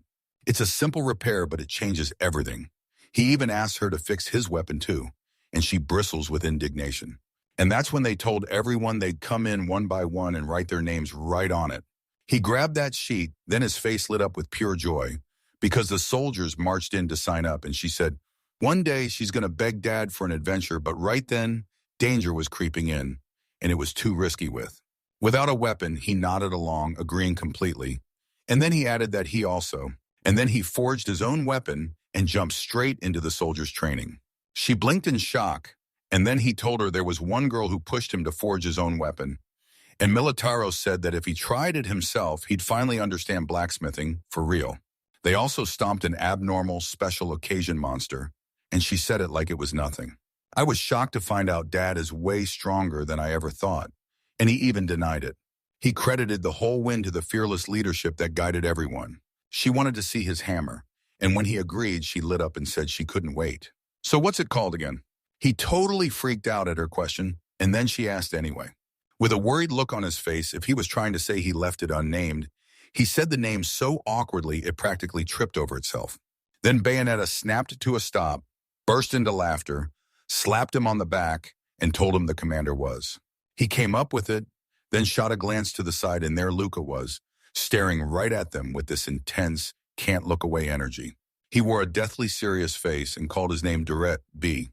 Regret's nerves started to crawl up his spine, and he couldn't stop wondering if something was seriously wrong with his armor. He strode up to him with trembling nerves and asked, "Is your gun in?" It was in rough shape, and depending on how bad it looked, he'd sneak a glance at it the wrong time. He steadied his courage, called him up, and blurted out, "I want you to fight me." And the other guy just stared, utterly baffled, like, "What fight you?" And he fired back with, "Why'd I bring this up out of nowhere?" Then he just kept going. But in that tiny window, it all clicked into place, crystal clear. The captain doesn't just consider him important, he treats him like a truly special kind of person. If a guy like that really exists, then there's no point in needing him at all. She snapped his name in a worried voice, and he, with a razor-serious stare, he's decided he'll beat him, and he'll make sure of it. So do you really think he's worthy to take the reins as the second in command of the musketeer squad? Captain always steps in to shield him, like that's the whole point of the trust. He clung to the trust they'd built, convinced that if he could just... Honestly, if that's the case, maybe he's not needed at all. The protagonist yanked him by the shoulders and blared, "Wait, what is he even talking about? These two are totally different people. People he can't load and fire a musket as cleanly as he handles everything else." Bayonetta nodded and shouted that he's already doing way more than enough for the team, more than she could ask for, making his contribution more than sufficient to the... He sprinted back to their squad and swore unshakably that this has to stop right now because it can't keep going like this. On top of that, his second move is clear he has to earn even more trust from everyone around him. She snapped at him to stop right there, demanded he calm down, and made it clear he cared about the squad more than anyone could ever measure. He snapped at last and blurted it out at the top of his lungs, that she should stop wasting her breath on hollow comfort. She just learned she belonged to the Crow shooting squad, and the moment she heard it, her head spun with pure confusion. Sadness hit her like a wave, and she couldn't find the words to answer. What he heard snapped his attention, and Luca shouted that he had to wipe out this gentleman, someone the army trusted above all, and she pumped up the musketeer squad's strength, but you could see worry eating at her face. Even so, she refused to watch the two of them tear each other apart, and he asked then. Then, once the new aerial city of Russell was uncovered, the whole truth started to surface. Information came spilling in. "So it's real two ice wyverns have already taken their place here, right?" She nodded, and he cut in with a sharp, decisive T.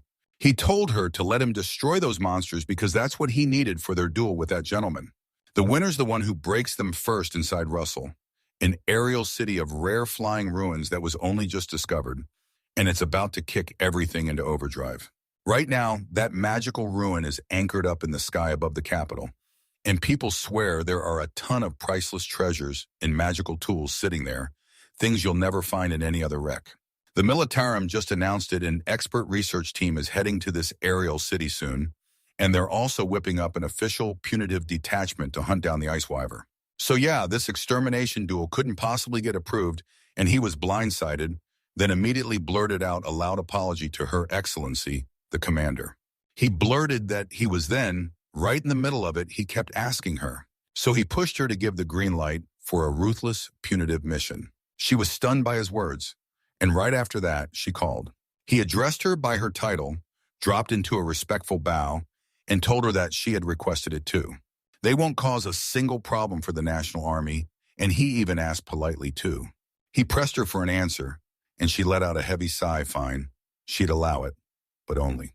Only once this time they'd be forced to go along, and as the price they'd be accompanied by a squad of the National Army.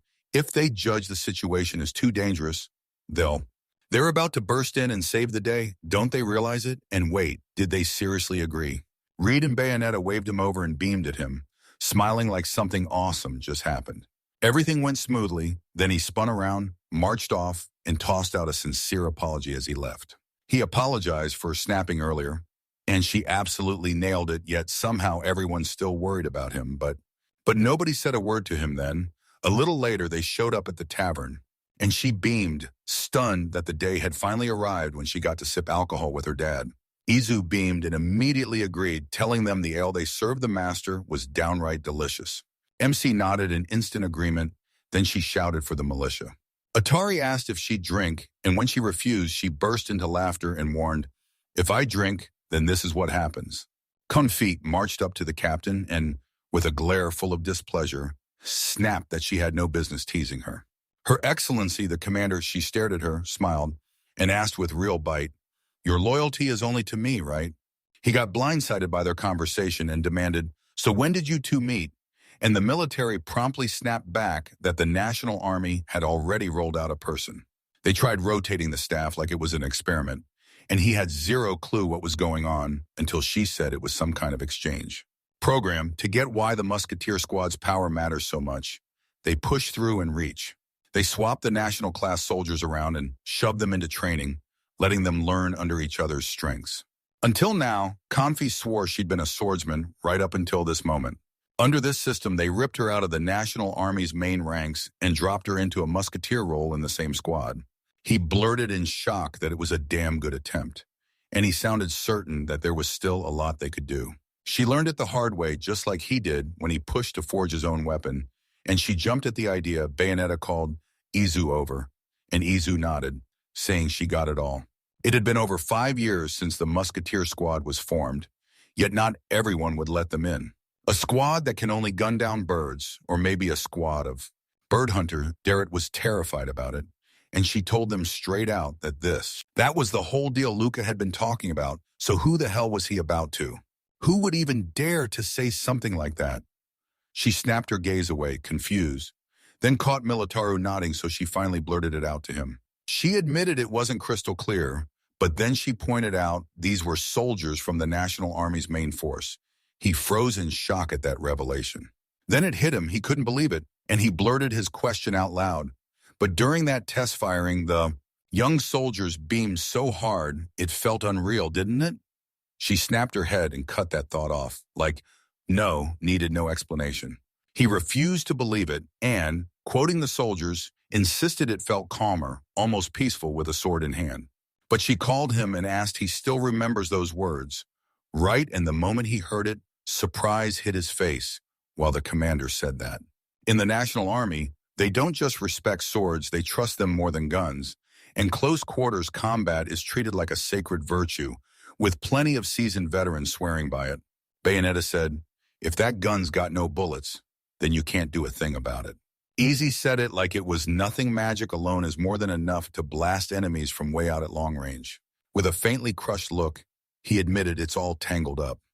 She nodded along, agreeing that Luca had said it. Says he'll fight him because he wants the whole world to finally see how strong he is. The Musketeer Squad, and in his mind, nobody compares to them. Not even for a second. He's got a brutal sense of responsibility driving him every step of the way. Derek stared into his mug and realized for him, it was going to be. From the regular soldier's point of view, he probably looked like some old man, but when he spoke, it was like, he told her he respected her anyway, and he said this could actually help them. With a little smile, she nodded and said that from that day forward, he never stopped standing by her. She couldn't forget what went down 3 years ago when a brutal force struck and everything shattered. A ruthless monster tore into his village the second panic struck, and all the terrified villagers sprinted for their lives.